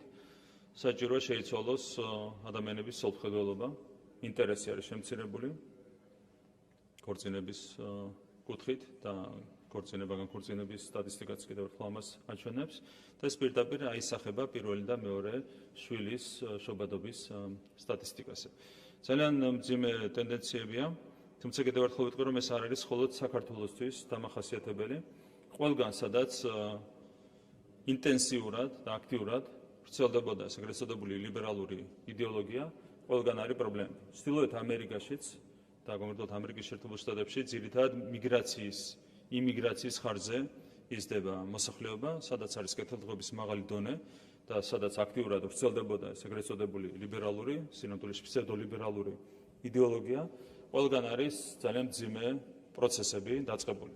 თქვენ გახსოვთ ეს ეგრეთ წოდებული გენდერული პოლიტიკა, LGBT პროპაგანდა და ეს შემდეგ ამას დაუპირისპირდა სწორედ საქართველოს პარლამენტის მიერ მიღებული კანონი. ამ კანონთან დაკავშირებითაც ხედავთ, რამხელა კრიტიკა წამოვიდა როგორც ადგილობრივი რადიკალური ოპოზიციის, ისე მათი უცხოელი მხარდამჭერების მხრიდან. სინამდვილეში ჩვენ ჭირდება სერიოზული ზომების მიღება იმისათვის, რომ შეიცვალოს საზოგადოების სოფლმხედველობა, ჩვენ უნდა ვიზრუნოთ საზოგადოების პატრიოტული სულისკვეთების ამაღლებაზე და ზოგადად ისეთი ცნობიერების ჩამოყალიბებაზე, რომელიც ხელს შეუწყობს საქართველოში დემოგრაფიული პროცესების დადებითი მიმართულებით განვითარებას. რაც შეეხება საერთო სტატისტიკას, გაზრდილია თუ შემცირებულია მოსახლეობა და არის თუ არა შეცვლილი უარყოფითისკენ ეს ტენდენციები და ჩვენ შეგვიძლია შევადაროთ 2012 წლის შემდეგ არსებული დინამიკა, მანამდე არსებულ დინამიკას. 2003 წელს საქართველოს მოსახლეობა იყო 3.966.000 და შემცირდა 3.739.000-მდე. დაახლოებით 226.000-ით შემცირდა მოსახლეობის რაოდენობა 2003 წლიდან 12 წლამდე საქართველოში. როგორც მოგეხსენებათ, საქსადმა ჩაატარა მოსახლეობის საყოველთაო აღწერა და კიდევ ერთხელ გამიმერებ, რომ საქართველოს მოსახლეობის რაოდენობა შეადგენს 3.914.000. აქ ბოლომდე რომ ვთქვათ, სიმართლე მნიშვნელოვანწილად მოსახლეობის რაოდენობის ზრდა დაკავშირებულია იმიგრაციასთან, იმიტომ როგორც თქვით, დღევანდელი მაჩვენებელი არის 257.000-მდე და მანამდე ეს მაჩვენებელი იყო ნაკლები, სადღაც ალბათ 150.000-მდე. თუმცა საქართველოს მოქალაქეების ნაწილშიც არის დადებითისკენ შეცვლილი ტენდენცია. ვერ ვიტყვი, რომ დადებითია ტენდენცია, მაგრამ დადებითი მიმართულებით არის შეცვლილი. თუმცა ჩვენ ამით თავს ვერ დავემშვიდებთ. ჩვენთვის მნიშვნელოვანია, რომ ის პრობლემური ტენდენციები, რომელიც არის ჩამოყალიბებული შობადობის მიმართულებით, განქორწინების მიმართულებით, რადიკალურად შევცვალოთ. რა თქმა უნდა, ამ კუთხით ჩვენ შეგვიძლია განვიხილოთ მათ შორის ფინანსური პრივილეგიების დაწესების საკითხი და ასეთი ზომები მიღებული იქნა გასული წლების განმავლობაში. არის კონკრეტული ქვეყნები, რომლებიც საკმაოდ დიდი ინვესტიციებს ხდებენ ოჯახის საკითხებში ზოგადად, მათ შორის შობადობის საკითხებში, უნგრეთი არის ამის ერთ-ერთი მაგალითი, რომელიც მთლიანობაში საკუთარი ეკონომიკის 5-დან 6%-მდე დებს ყოველწლიურად ოჯახის საკითხებში, თუმცა უნგრეთმაც კი ვერ შეძლო ნულოვან ნიშნულამდე ასვლა. ანუ იქაც მთლიანობაში საერთო დემოგრაფიული მაჩვენებლები არის ჯერ კიდევ კვლავაც მინუსში. კიდევ ერთხელ უფრო მეტად სოფლმხედველობრივი საფუძველი აქვს იმ ტენდენციებს, რომელიც არის ჩამოყალიბებული, ვიდრე ფინანსური და ეკონომიკური. ამიტომ კარგად არის კომპლექსურად ყველაფერი გასააზრებელი იმისათვის, რომ ჩვენ გავატაროთ ისეთი ზომები, რომლებიც რეალურად მოგცემს ხელშეუხლებ შედეგებს დემოგრაფიის ნაწილში. რაც შეეხება შრომის ბაზარს. რა თქმა უნდა, ჩვენი პოლიტიკა აქ უნდა იყოს ძალიან მკაფიო, სადაც უცხოური მუშახელი ანაცვლებს ქართულ მუშახელს. იქ უნდა გავატაროთ კაცრი პოლიტიკა და უნდა დავიცოთ ჩვენი მოქალაქეების ინტერესები. არის მაგალითად ასეთ ვითარება არის ეგრეთ წოდებული მიტანის სერვისი, ეგრეთ წოდებული დილივერის სერვისი, სადაც ეს ტენდენცია აშკარად ჩანს, რომ უცხოელი მუშახელი სად არის უფრო იაფად მოემსახუროს კომპანიებს და ისინი ანაცვლებენ ხოლმე ქართულ მუშახელს. სწორედ ამისათვის იქნა მიღებული ეს კანონი, რომელიც 1 მარტიდან ამოქმედება. სადაც არის ეს პრობლემა, სადაც უცხოელი მუშახელი ანაცვლებს ქართულ მუშახელს, იქ უნდა კონდეს რა თქმა უნდა კაცრი პოლიტიკა და უნდა მაქსიმალურად ვიზრუნოთ ამ ყველაფრის პრევენციაზე, მაგრამ კიდევ ერთხელ არის სფეროები და ამ სფეროებს განეკუთვნება პირველ რიგში სწორედ მშენებლობა და ასევე ნაწილობრივ მომსახურება, სადაც უბრალოდ არ არსებობს საქართველოში შესაბამისი მუშახელი. თქვენ შეგიძლიათ გკითხოთ მშენებლებს, შეგიძლიათ გკითხოთ ასევე თუნდაც სასტუმროების მფლობელებს და ამ შემდეგ. ერთ-ერთი უმთავრესი პრობლემა მათთვის არის საქართველოში მუშახელის მოძიება. ბუნებრივია, როდესაც ინფრასტრუქტურული პროექტია განსახორციელებელი და ადგილზე არ გავს სამუშაო ძალა, პროექტებს ვერ გააჩერებ. მათ შორის აქ საქმე ეხება თუნდაც სახელმწიფო პროექტებს, რომლებიც ხორციელდება ჩვენს მიერ გამოცხადებული ტენდერების საფუძველზე, სადაც უბრალოდ ფიზიკურად არ არსებობს ქართული მუშახელი, იქ რა თქმა უნდა ჭირდება უცხოელი მუშახელის მოზიდვა, ოღონდ აქაც რა თქმა უნდა ძალიან მკაცრი პოლიტიკით, ამ მკაცრი პოლიტიკა გულისხმობს რას? რომ შესაბამისი კომპანია იღებს პასუხისმგებლობას შესაბამისი სამუშაო ძალის ჩამოყვანის შემდეგ და სამუშაოების დასრულების შემდეგ ამ პირთა უკან საკუთარ ქვეყანაში გაბრუნებას. ეს არის ძალიან მკაცრი პოლიტიკა, რომელსაც ჩვენ ვატარებთ. შესაბამისად, მინიმუმამდე უნდა დავიყვანოთ და შეგვიძლია და გავაკეთებთ ამას, მინიმუმამდე დავიყვანოთ ისეთ შემთხვევებს, როდესაც უცხოელი მუშახელი სამუშაო ძალა ანაცვლებს ქართველებს შესაბამის პოზიციებს. აქ ითქვა, რომ მიწებს ხვიდით უცხოელებზე, მე მინდა შეგახსენებთ, რომ ჩვენ მივიღეთ საკონსტიტუციო ცვლილებები 2017 წელს, რომელთაც მთლიანად აიკრძალა უცხოელებზე სასოფლო სამეურნეო დანიშნულების მიწის გასხვისება.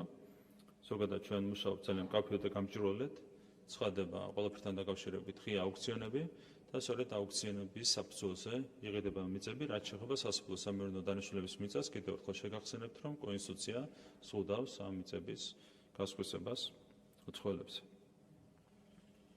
სპორტთან დაკავშირებულ შეკითხვას რაც შეეხება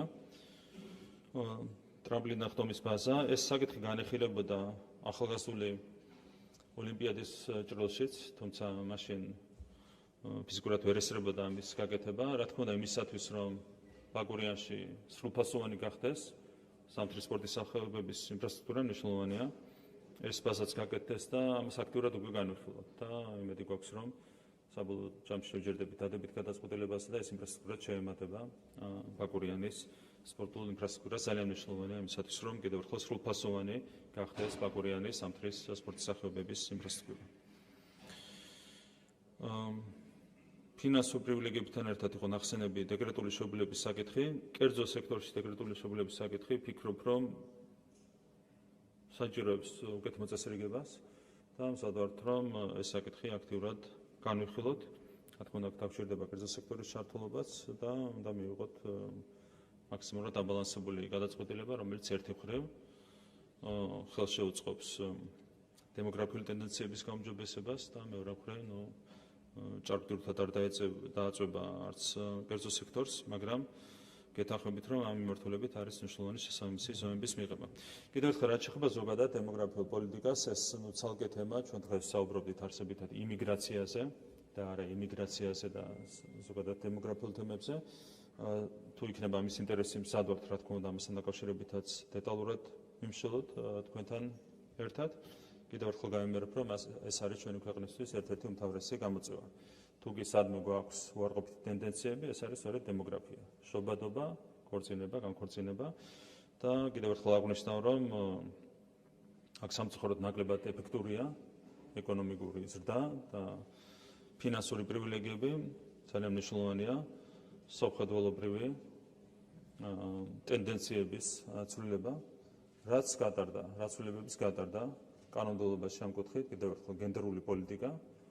ამ გენდერული პოლიტიკის, აქ რა თქმა უნდა საუბარი არ არის ქალისა და მამაკაცის თანასწორობაზე, რაც არის საქართველოს კონსტიტუციით გამტკიცებული უზენაესი ღირებულება. გენდერული პოლიტიკის, როგორც ფსევდოლიბერალური იდეოლოგიის ერთ-ერთი მნიშვნელოვანი ასპექტის მთავარი მიზანი იყო სწორედ დემოგრაფიული მაჩვენებლების გაუარესება და ძალიან მნიშვნელოვანია, რომ ამ მიმართულებით განმავლობაში უკვე შევიდა ცვლილებები და ჩვენ მოვახერხეთ ფსევდოლიბერალური იდეოლოგიის ამ ასპექტისგან გათავისუფლება, მათ შორის ჩვენი კანონმდებლობის გათავისუფლება, LGBT პროპაგანდა და შემდეგ აღარ მინდა ამ დეტალებში შევიდე. რა თქმა უნდა, ეს არ არის საკმარისი, მნიშვნელოვანია შეიცვალოს ჩვენი საზოგადოების მსოფლმხედველობა, რაც ხელშეუწყობს ბუნებრივი დემოგრაფიული მაჩვენებლების გაუმჯობესებას. დიდი მადლობა. მადლობა. კითხვა-პასუხის რეჟიმი ამით ამოიწურა. გამოსვლის სურვილები თუ არიან ფრაქციებიდან, გთხოვთ რომ ვაცნობოთ. პოლიტიკური ჯგუფი ევროპელი სოციალისტები, ვლადიმერ ბოჟაძე, გთხოვთ 5 წუთი ტრიბუნასთან.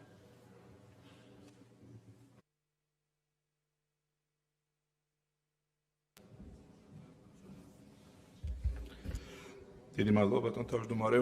მივესალმები საქართველოს პრემიერ-მინისტრს, მივესალმები საქართველოს შინაგან საქმეთა მინისტრს, მივესალმები და დაბადების დღეს მიუღოთ სამთავრობის ადმინისტრაციის უფროსს, მოგესალმებით კოლეგებო.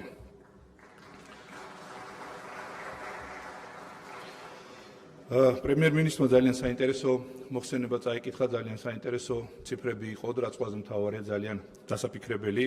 მნიშვნელოვანია, რომ სახელმწიფო აცნობიერებს იმ საფრთხეს, რომელიც უკავშირდება უკანონო მიგრაციას და როგორც საქართველოს პარლამენტმა მიიღო აღნიშნული კანონმდებლობა, რომელსაც რა თქმა უნდა მხარი დაუჭირა ჩვენმა პოლიტიკურმა ჯგუფმა და მომავალში ის კანონპროექტების პაკეტი, რომელიც იქნება წარმოდგენილი საქართველოს მთავრობის მხრიდან, სათავარ ჩავერთოთ განხილვის პროცესში და რა თქმა უნდა მხარი დაუჭიროთ. ასევე მადლობა მინდა გადაუხადო ყველა თქვენთაგანს დემოგრაფიის თემის ასე აქტიურად წამოწევისთვის და მათ შორის ჩვენს ოპოზიციონერ კოლეგებს და რაც ყველაზე მთავარია პრემიერ-მინისტრს, რომელმაც ასევე მის მოხსენებაში მიუხედავად იმისა, რომ დღევანდელი თემა საკითხებს არ ეხებოდა, ასევე დეტალურად ისაუბრა იმ რეალურად დემოგრაფიულ უსაფრთხოების პრობლემებზე, რომლებიც აქვს ჩვენს ქვეყანას და რადგან ჩვენ პოლიტიკურ ჯგუფს არ გვაქვს საშუალება რეგლამენტით მოვიწიოთ საქართველოს პრემიერ-მინისტრის ინტერპელაციის წესით, იქნება თავად მხოლოდ პრემიერ-მინისტრს ან სხვა ფრაქციებს ერთხელ როცა თავად პრემიერ-მინისტრი ჩათვლის საჭიროდ ერთი თქვენი მობრძანება საქართველოს პარლამენტში სწორედ დემოგრაფიულ საკითხებს დავუთმოთ, რადგან ყველა ვაცნობიერებთ იმ რეალურ საფრთხეს, რომელიც სამწუხაროდ ჩვენს ქვეყანას აქვს და მე გუშინ შეგნებულად არა მხოლოდ მრავალშვილიანი ოჯახების მხარდაჭერაზე ვისაუბრე, არამედ ვისაუბრე მათ შორის ახალგაზრდა ოჯახების მხარდაჭერაზე და სწორედ პირველი და მეორე შვილის მხარდაჭერაზე. თქვენი იცით, რომ ბევრი თვითმმართველობა ახორციელებს და სწორედ პირველ და მეორე შვილზეც ერთჯერად ფინანსურ დახმარებებს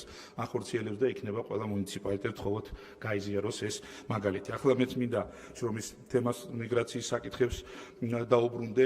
პირველი თქვენ იცით, რომ სწორედ 1 მარტიდან შედის ახალი რეგულაციები და იქნება შესაბამისად სახელმწიფო უწყება უკვე ბიზნესთან, რომელსაც აქვს შრომითი ბინადრობა და გარკვეული საკითხების გამო ვეღარ გასცემენ შესაბამის დასაქმებულებზე ბინადრობის ნაწობას და გამოუთავისუფლდებათ სამუშაო ადგილები შესაბამის უწყებასთან ერთად მჭიდრო თანამშრომლობით გაიგოს საქართველოს მოქალაქეებმა რა ტიპის ვაკანსიები არსებობს, განსაკუთრებით სამშენებლო თუ იმ ბიზნესებში, რომლებშიც უცხოელები არიან დასაქმებული და 1 მარტის ეს შეზღუდვა ამ საკითხისთვისაც გამოვიყენოთ და ყველაზე მთავარი ბატონმა პრემიერმა ახსენა 20,000 არალეგალი, რომელიც რა თქმა უნდა დასაქმებულია, თუ ვინმე კრიმინალს ჩადის ამაზე, რა თქმა უნდა შინაგან საქმეთა სამინისტრო შესაბამის ზომებს იღებს და აქაც მადლობა მინდა შინაგან საქმეთა მინისტრს გადაუხადო მათ შორის ორგანიზებული დანაშაულის და ნარკოდანაშაულის წინააღმდეგ ბრძოლაში, მაგრამ პირველ რიგში სწორედ არალეგალური მიგრაციის წინააღმდეგ ბრძოლაში.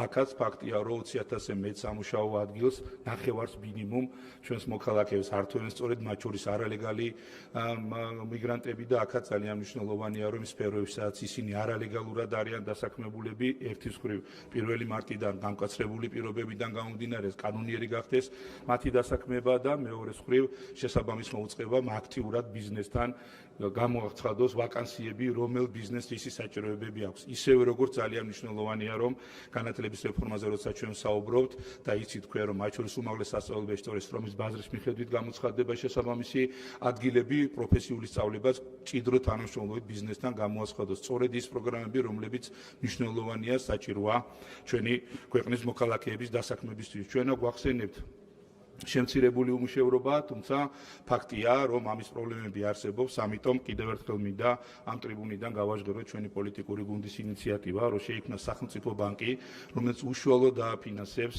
ბიზნესებს, რომლებიც ორიენტირებული იქნებიან დასაქმებაზე. რა თქმა უნდა, ის ბანკი შეიძლება ასევე მოესახუროს არაერთგვარად ბიზნესების, სტარტაპების დახმარებას და მხარდაჭერას. თქვენ იცით, რომ ასეულობით მილიონ ლარს ისედაც ხარჯავს სახელმწიფო, ორ ხარჯავს სხვა კომერციული ბანკების მაღალი პროცენტის დაფარვაში.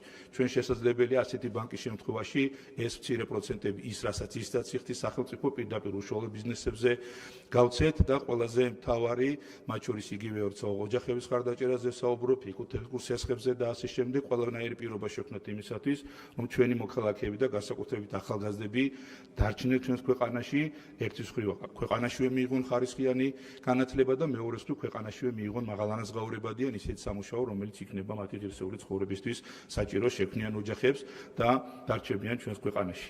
მადლობა წარმატებები. მოგოთ პოლიტიკურ ჯგუფი ხალხის ძალის სახელით დიმიტრი ხუნდაძე.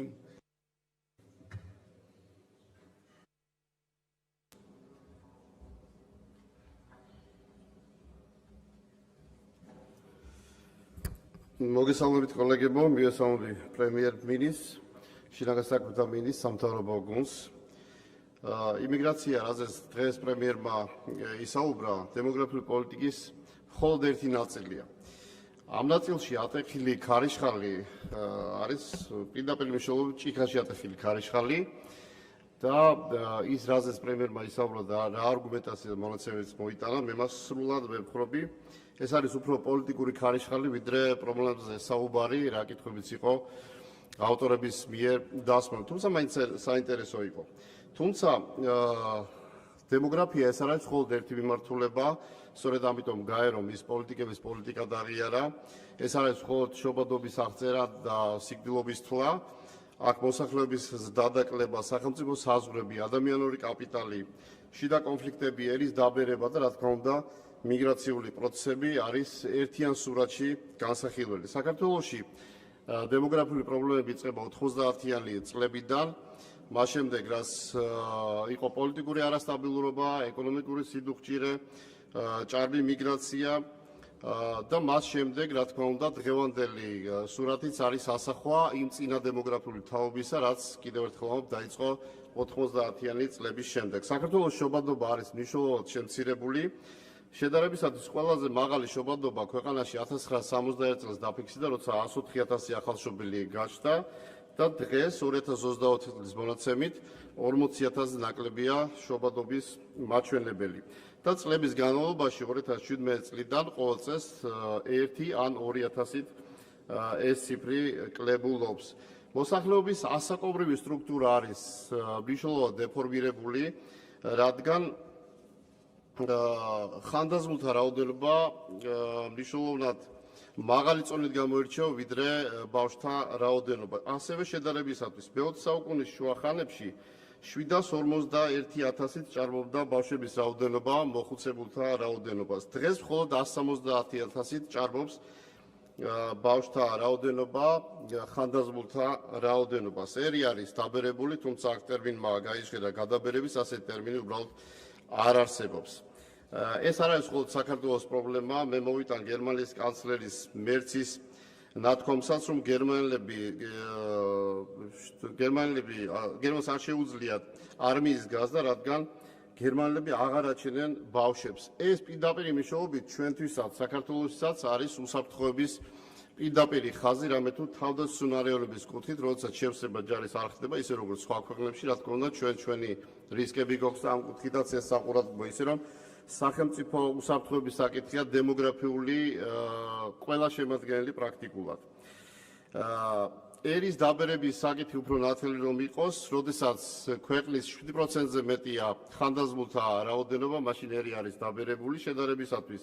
მსოფლიოში 8%-ია ეს მაჩვენებელი, განვითარებულ რეგიონებში 16, ევროპაში 17, აფრიკაში 3, ჩრდილოეთ და სამხრეთ ამერიკაში 6, ცენტრალურ ამერიკაში 5, ხოლო საქართველოში ეს არის 16-17%. თუმცა პროგნოზი აქაც არასახარბიელოა, რომ 2030 წლისათვის საქართველოში მილიონს მიაღწევს ხანდაზმულთა რაოდენობა. აქ რა თქმა უნდა ისე უსაფრთხოების საკითხზე გავდივართ, აქ უკვე ფინანსური უსაფრთხოების საკითხია, როცა მწარმოებელ ფენას მნიშვნელოვნად აჭარბებს ფინანსური რესურსის მიღებთა რაოდენობა და ფიქრობ, რომ აქაც სწორი პოლიტიკა, აუცილებლად გასატარებელია. ამას ემატება გარე მიგრაცია. გარე მიგრაციული სურათი წლების განმავლობაში არის არასახარბიელო, თუმცა ყველაზე მეტი სიმძიმე შეინიშნებოდა 2009-2010-2011 წლებში, როცა ორნიშნა მაჩვენებელი იყო უარყოფითი მიგრაციული სალდო. მხოლოდ 2023 წელს დაფიქსირდა ორნიშნა უარყოფითი სალდოს მაჩვენებელი, ეს განპირობებული იყო უკრაინის ომით და ბოლო წლებში პირველად დაფიქსირდა დადებითი მაჩვენებელი.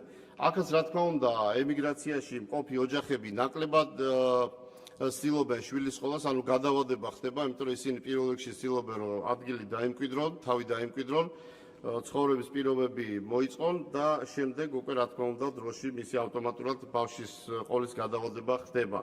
ასევე დისტანციური ოჯახები რა თქმა უნდა შობადობას ხელს ვერ უწყობს. პრობლემები ასევე არის შიდა მიგრაციული თვალსაზრისითაც, როცა ქვეყანაში დაახლოებით 204 სოფელია, რომელიც მთლიანად არის გაუკაცრიელებული და 187 სოფელში ცხოვრობს 2-5 ადამიანი. აქაც სახელმწიფო უსაფრთხოების საკითხზე გავდივართ.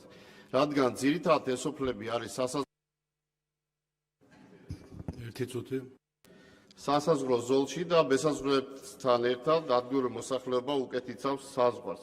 სამხრეთ კავკასიის დემოგრაფიული სურათიც რა თქმა უნდა ამ კუთხით ჩვენთვის არასახარბიელოა, რადგან 2050 წლისათვის გაეროს მონაცემებით საქართველოს მოსახლეობა 28% მცირდება, ხოლო მეზობელი ქვეყნის მოსახლეობა, მაგალითად აზერბაიჯანის 33% იზრდება, სომხეთის 7%.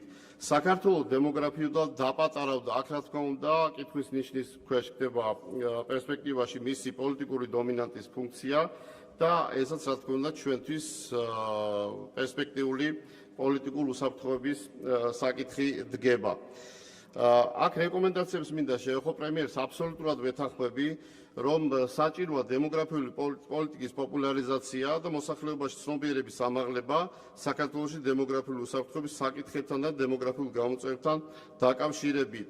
ეროვნული ღირებულებების და ოჯახური ღირებულების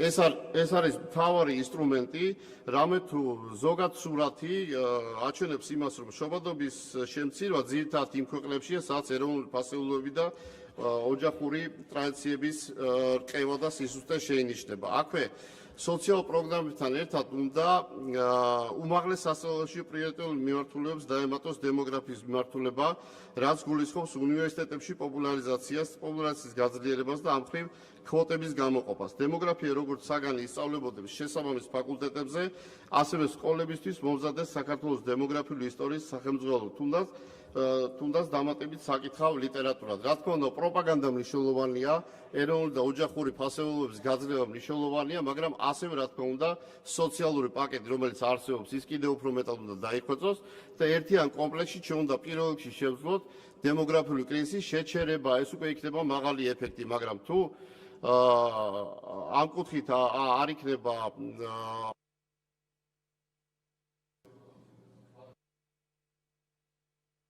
მადლობა. ფრაქცია საქართველოსთვის გიგა ფარულავა 5 წუთი.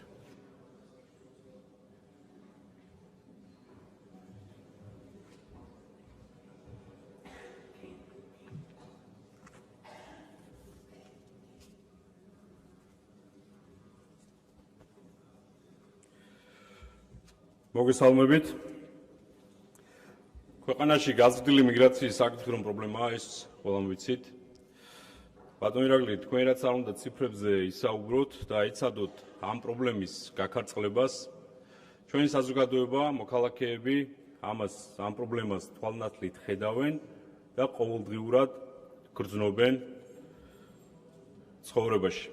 ჩვენ უნდა ვისაუბროთ არა მხოლოდ მიგრაციაზე, როგორც გლობალურ პროცესზე, არამედ სახელმწიფო ინსტიტუციების უუნარობაზე მართონ ეს პროცესი ეფექტურად და კანონიერად. სწორედ საზოგადოებაში არსებულმა ამ ძიმე ახმება და იმ რეალურმა პრობლემამ, რაც დღეს ჩვენ გვაქვს საქართველოში, გადაგაწყვეტინათ თქვენ, თავად გესაუბრათ ამ პრობლემაზე და გაგიქარწყლებინათ ეს პრობლემა, გეთქვათ, როგორც ის არის ჩვენი საზოგადოებისთვის თავს მოხვეული პრობლემა და ამით ვცდილობთ აირიდოთ პასუხისმგებლობა. დღეს გვეუბნებით, რომ ქვეყანაში იმიგრაციის პრობლემა უნდა მოაწესრიგოთ. გვეუბნებით, რომ შესაბამისი უწყებები უნდა გააძლიეროთ.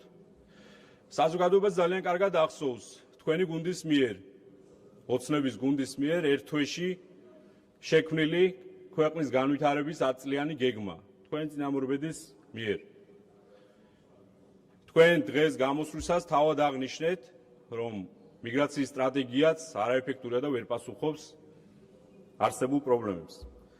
რატომ ვერ ჩამოყალიბდა ამდენი წლის განმავლობაში ეფექტური საიმიგრაციო პოლიტიკა?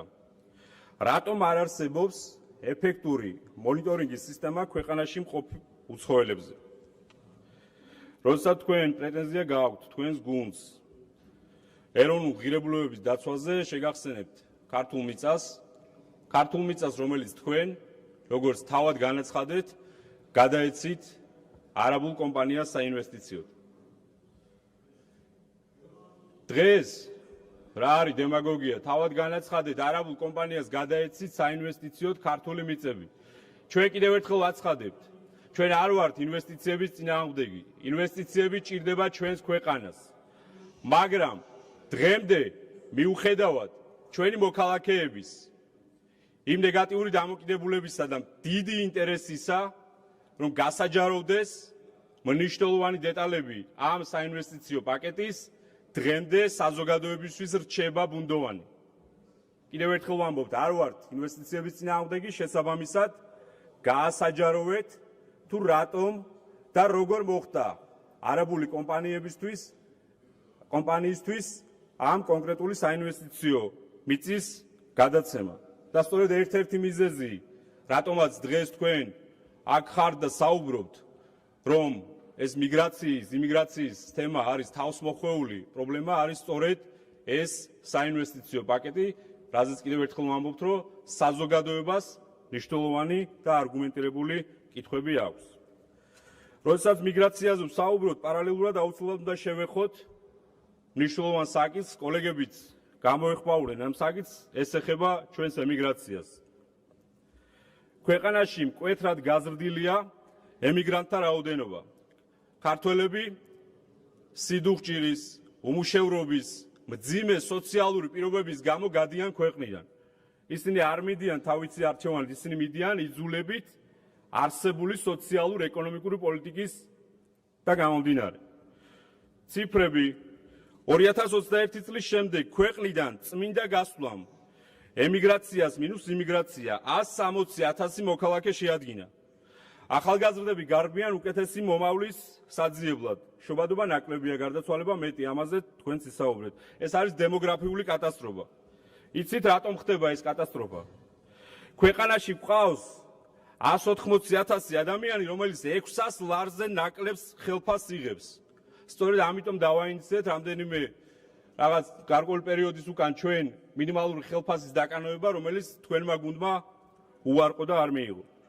ქვეყანაში რეგისტრირებულია 708,000 ადამიანი, რომელიც სიღატაკის ზღვარს მიღმა და რაც უფრო მეტად საგანგაშოა, აქედან 190,000 არის 18 წლამდე მოზარდი. ამ ყველაფრის ფონზე, რა თქმა უნდა, ადგილები, რომელსაც ჩვენი ქართველი მოქალაქეები ტოვებენ, ბუნებრივი ანაცვლებს იმიგრანტი მოქალაქეები, რაც დიდ რისკს ქმნის. ერთი წუთი. თუ ეს პროცესი ასე გაგრძელდა, ნამდვილად დადებითად არ აისახება ჩვენი ქვეყნის მომავალზე. და მეტიც, ემიგრაციის მიღმა დარჩენილი ახალგაზრდა თაობა დღეს ნარკომანიის ჭაობში იხჩობა. დღეს ქვეყანაში თავისუფლად შემოდის ნარკოტიკი და მათი ხელმისაწვდომობა ახალგაზრდებისგან საგანგაშოდ გაზრდილია. ამ ფონზე გაზრდილი ეკონომიკით ტრაბახობთ. გაზრდილი ეკონომიკით, რომელიც ჩვენს მოქალაქეებზე არ აისახება და აისახება მხოლოდ ჩინოვნიკებზე. ეფექტური საიმიგრაციო პოლიტიკა ჩვენი მოქალაქეებისთვის ღირსეული სოციალურ-ეკონომიკური პირობების შექმნა და ნარკოტიკების წინააღმდეგ ბრძოლა დღეს არის დემოგრაფიული, სოციალური და ეროვნული უსაფრთხოების საკითხი. ჩვენ გვჭირდება სახელმწიფო, რომელიც შეუქმნის ჩვენს მოქალაქეებს ღირსეულ პირობებს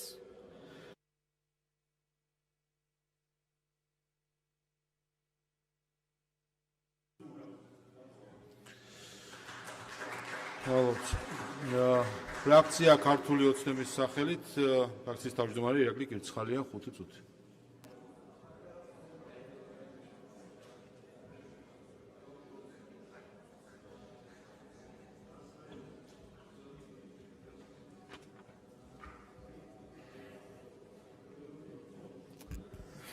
ბატონო პრემიერ-მინისტრო, დიდი მადლობა ამ ამომწურავი პასუხებისთვის ჩვენი გუნდის სახელით.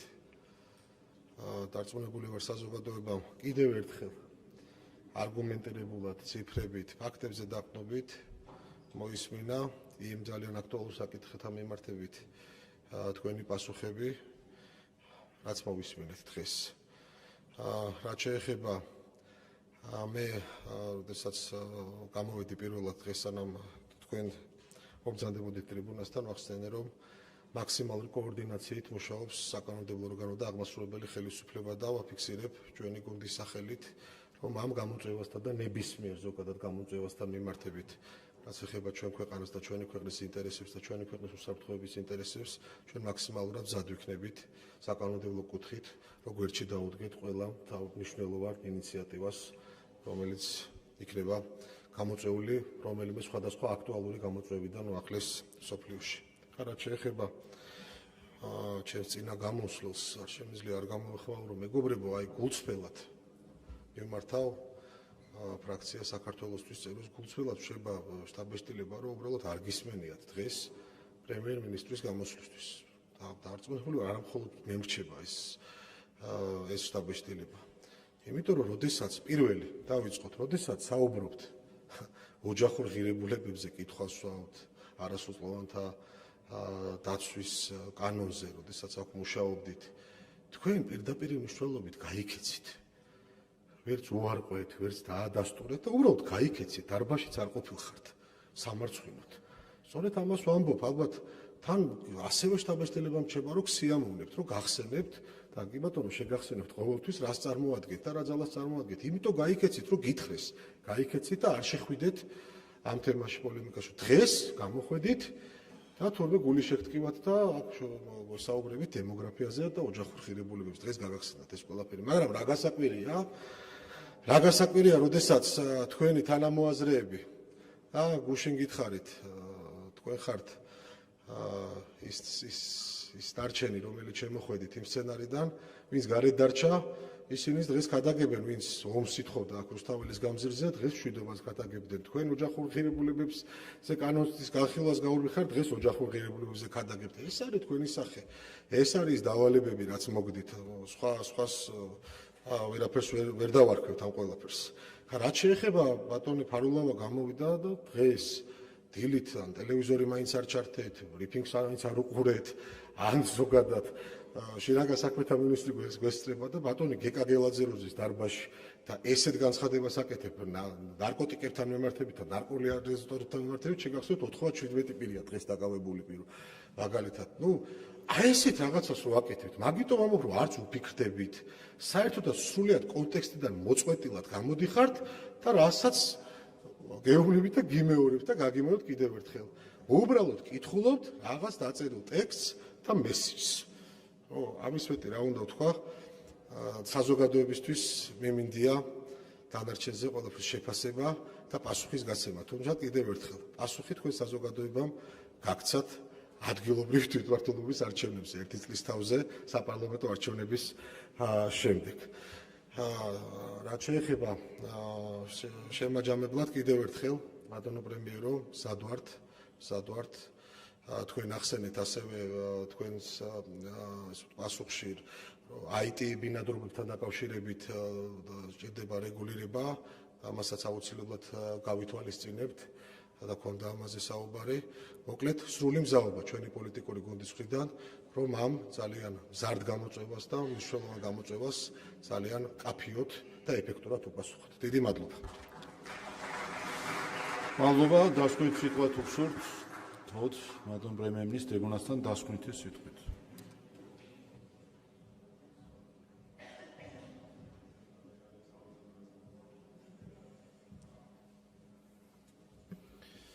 მადლობა გამოსვლებისთვის ყველას. პირველ რიგში კიდევ ერთხელ შევეხები დემოგრაფიის საკითხს. კიდევ ერთხელ ჩვენ დღეს საუბარი გქონდა იმიგრაციის თემაზე და ინტერპელაციის საგანი არ იყო ზოგადად დემოგრაფია და მათ შორის არც იმიგრაცია. დაინტერესების შემთხვევაში მზად ვართ, რა თქმა უნდა, უფრო სიღრმისეულად შევეხოთ ამ საკითხებს. კიდევ ერთხელ ვიტყვი ზოგადად, რომ ეს არის ერთ-ერთი ყველაზე მტკივნეული, ასე ვიტყოდი, და მნიშვნელოვანი თემა, რასაც მუშაობა არის ბუნებრივია საჭირო, გამომდინარე იქიდან, რომ ეს არის რეალურად ერთადერთი მნიშვნელოვანი სფერო, სადაც ქვეყანას აქვს უარყოფითი ტენდენციები, შობადობა, ქორწინება, განქორწინება, რა თქმა უნდა, ძალიან მნიშვნელოვანია მიმართულებით ვითარების შეცვლა. და კიდევ ერთხელ მინდა გავიმეორო, რომ არსებითად იმ პრობლემებს, რომლებსაც ჩვენ ვაწყდებით დემოგრაფიის სფეროში, უფრო მეტად შობადობა, ქორწინება, განქორწინების სფეროში, აქვს სოფლმხედველობრივი მიზეზები და ნაკლებად სოციალურ-ეკონომიკური მიზეზები.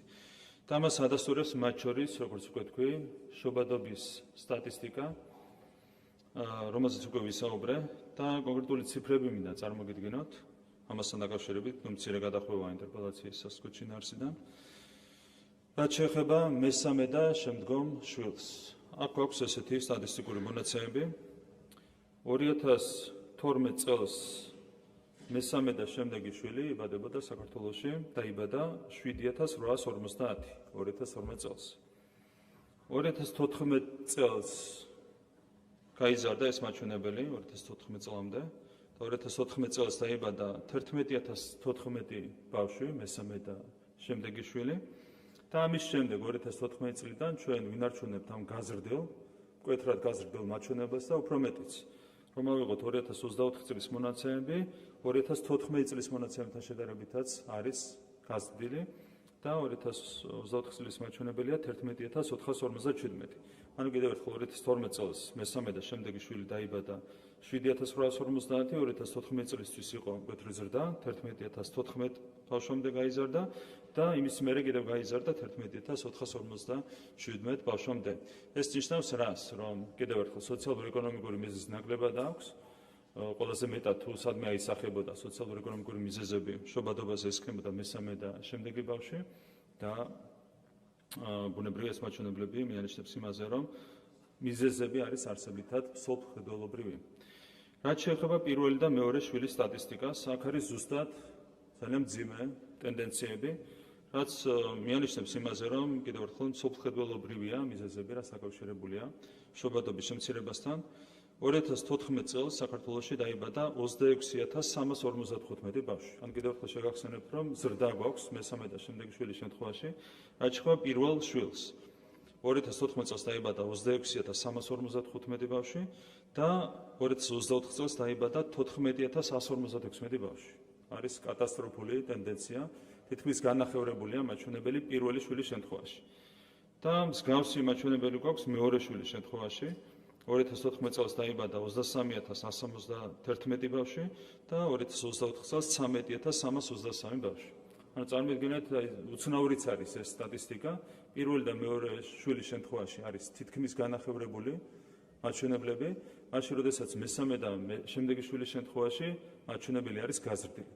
კიდევ ერთხელ ეს არის აი მძიმე მსოფლმხედველობრივი იდეოლოგიური პროცესების შედეგი, რისგანაც ჩვენ პრაქტიკულად მხოლოდ შარშან გავთავისუფლდით. შარშან მოახერხეთ ამ ყოველფრისგან გათავისუფლება, მიუხედავად იმისა, რომ იყო უმძიმესი საგარეო ზეწოლა და მარტო რად ღირდა ის, ასე ვთქვათ, იმის გახსენება, რაც ჩვენ გამოვიარეთ ოჯახური ღირებულებების შესახებ და არასრულწლოვანთა დაცვის შესახებ კანონთან დაკავშირებით. გახსოვთ, რომ იყო შტურმი, საგარეო შტურმი და ქვეყნის შიგნით რადიკალური ოპოზიციის შტურმი და დღეს დემოგრაფიაზე გვესაუბრებიან ადამიანები, რომლებიც როგორც უმრავლესობის ლიდერმა აღნიშნა, დარბაზიდან გაიქცნენ. რადგან არ უნდათ ამ კანონპროექტთან დაკავშირებით საკუთარი პოზიციის დაფიქსირება, ერთი მხრივ ეშენოდათ გარებატრონების, მეორე მხრივ ეშენოდათ საზოგადოებრივი აზრის. ამიტომ გაიქცნენ დისკუსიას ამ საკითხთან დაკავშირებით. მაგრამ კიდევ ერთხელ, ტენდენციები არის შემაშფოთებელი. შესაბამისად, ჩვენ მზად ვართ, რა თქმა უნდა, რომ უფრო სიღრმისეულად ვიმსჯელოთ დემოგრაფიის საკითხებთან დაკავშირებით, შობადობის საკითხებთან, ქორწინება-განქორწინების საკითხებთან დაკავშირებით და წამახალისებელ ზომებთან დაკავშირებით, რაც შეიძლება გაატაროს საქართველოს ხელისუფლებამ. ბატონი გიორგი ფარულაოს რამდენიმე კომენტარს მინდა გამოეხმაურო, ციფრები არ მოწონს ტრადიციულად ჩვენს ოპოზიციას, ამიტომ ციფრებში არის გამოხატული სინამდვილე, ხო, ციფრები აჩვენებს იმას, თუ რა მდგომარეობა გვაქვს.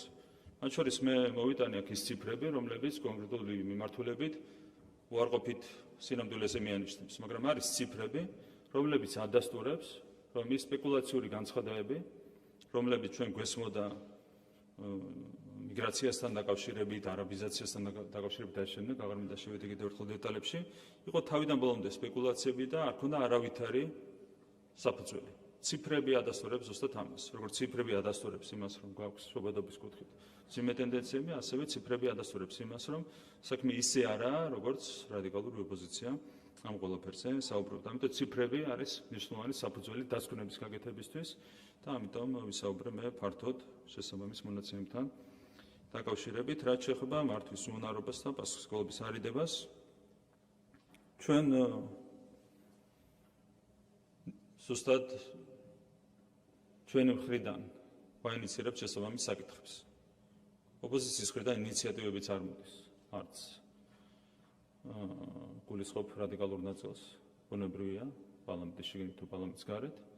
არავითარი ინიციატივები კონკრეტულ თემებთან დაკავშირებით, თუ რაიმე არის ფორმალურად ინიციატივა, არაფერს არ აქვს რეალურად არგუმენტირებული საფუძველი. ჩვენ გამოდივართ ისევ ინიციატივებით და ერთ-ერთი ასეთი ინიციატივა უკავშირდებოდა სწორედ მიგრაციის საკითხებს და კიდევ ერთხელ მადლობა მინდა გადავხადო პარლამენტს შესაბამისი კანონების მიღებისათვის. კანონი არის საფუძველი ბუნებრივია სწორი პოლიტიკის გატარებისთვის და როგორც უკვე მოგახსენეთ, ჩვენ უკვე მივიღეთ ერთად ყველა შესაბამისი ზომები, რაც ქმნის საფუძველს საიმიგრაციო პოლიტიკის დახვეწისთვის. და ჩვენ გვაქვს ძალიან მკაფიო ამოცანა და არა თუ თავს ვარიდებთ პასუხისმგებლობას, არამედ პირიქით.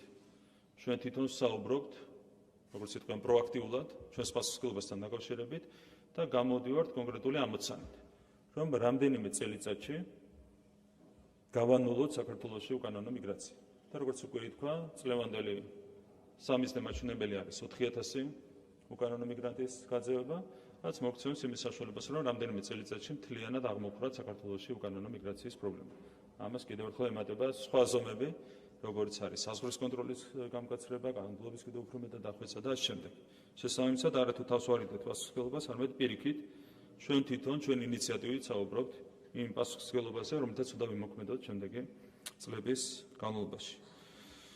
რაც შეეხება 10 წლიან გეგმას, ჯერ ზოგადად გეგმაზე იყო საუბარი და შემდეგ მიგრაციის გეგმაზე.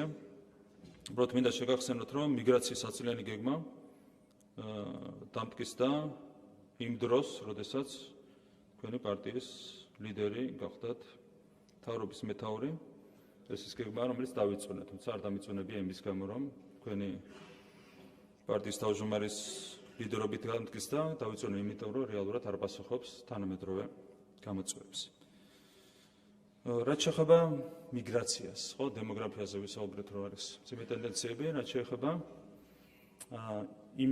იმიგრაციას, ანუ საქართველოს მოქალაქეების ქვეყნიდან გასვლას. ამ კუთხითაც არ გაქვს სახარბიელო მაჩვენებლები, ან ზოგადად რაც შეეხება დემოგრაფიას, არის ერთადერთი მსხვილი სფერო, სადაც გვაქვს უარყოფითი ტენდენციები.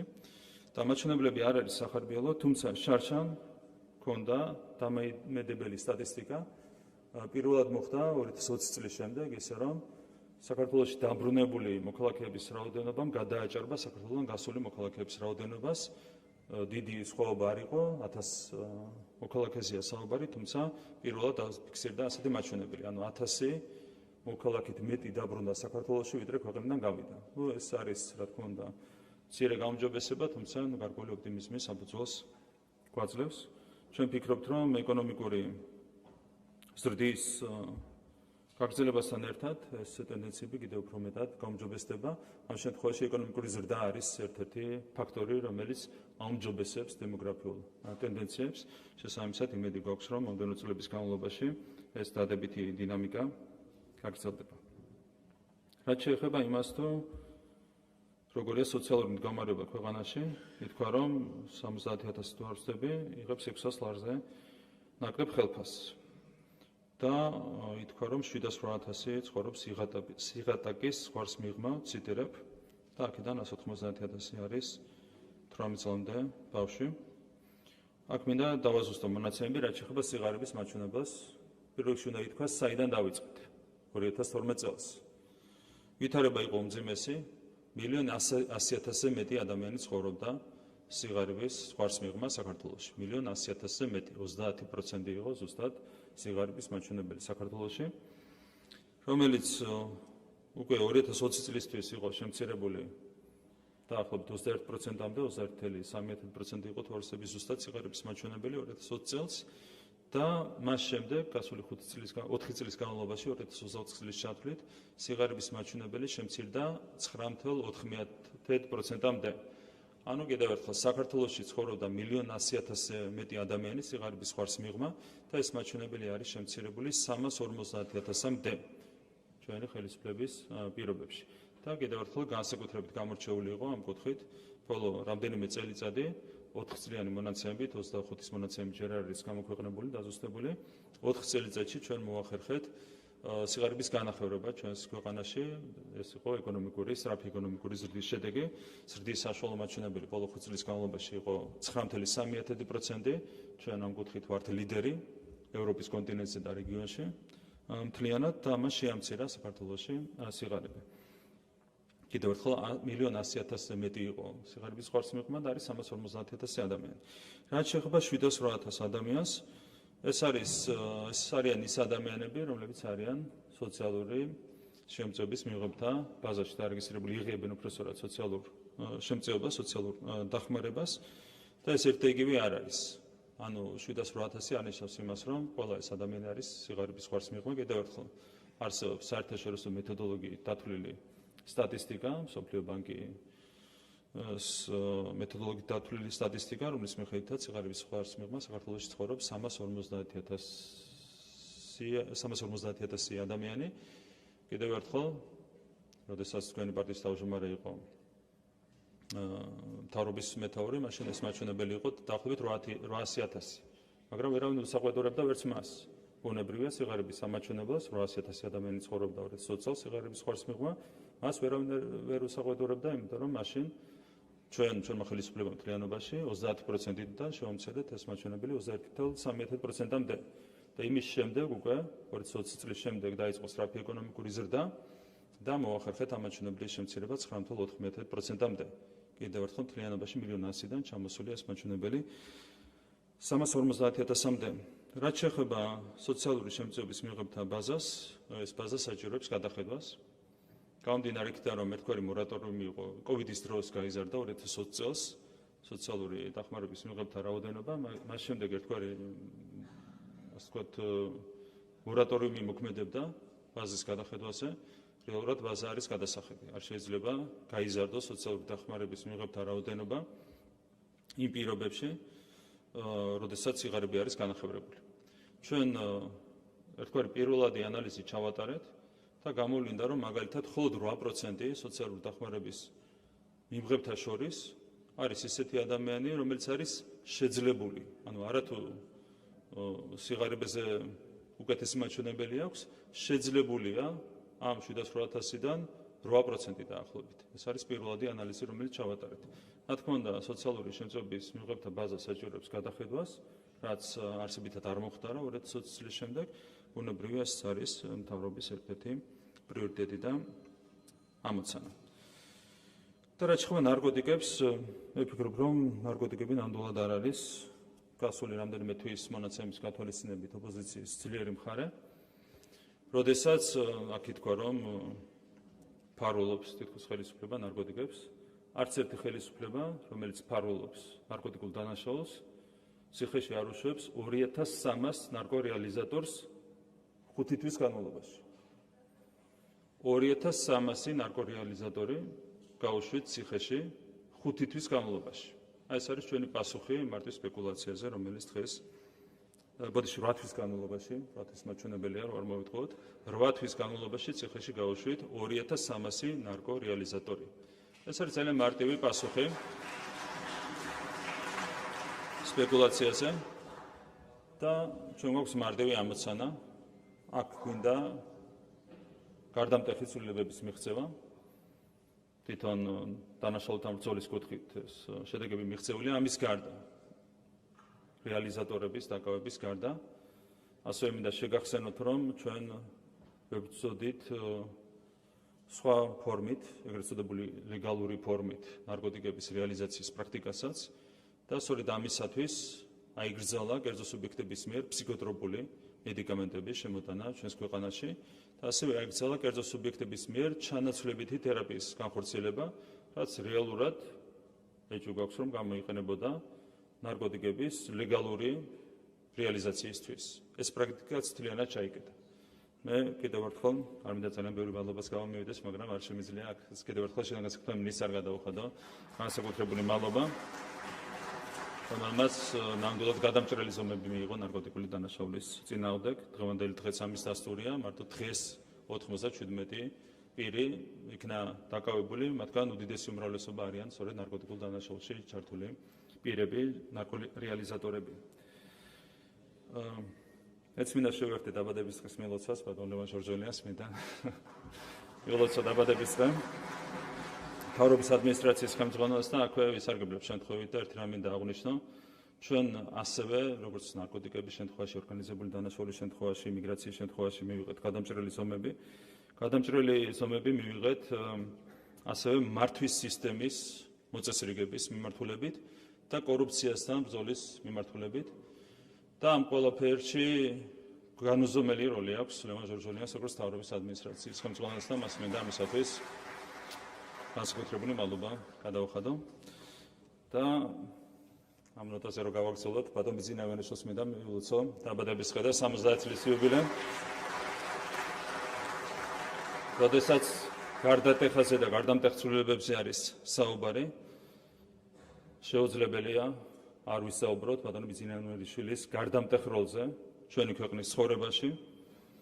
2012 წელს მან მთლიანად შეცვალა ჩვენი ქვეყნის განვითარების მიმართულება. თქვენ გახსოვთ რა ვითარება იყო საქართველოში 2012 წლამდე.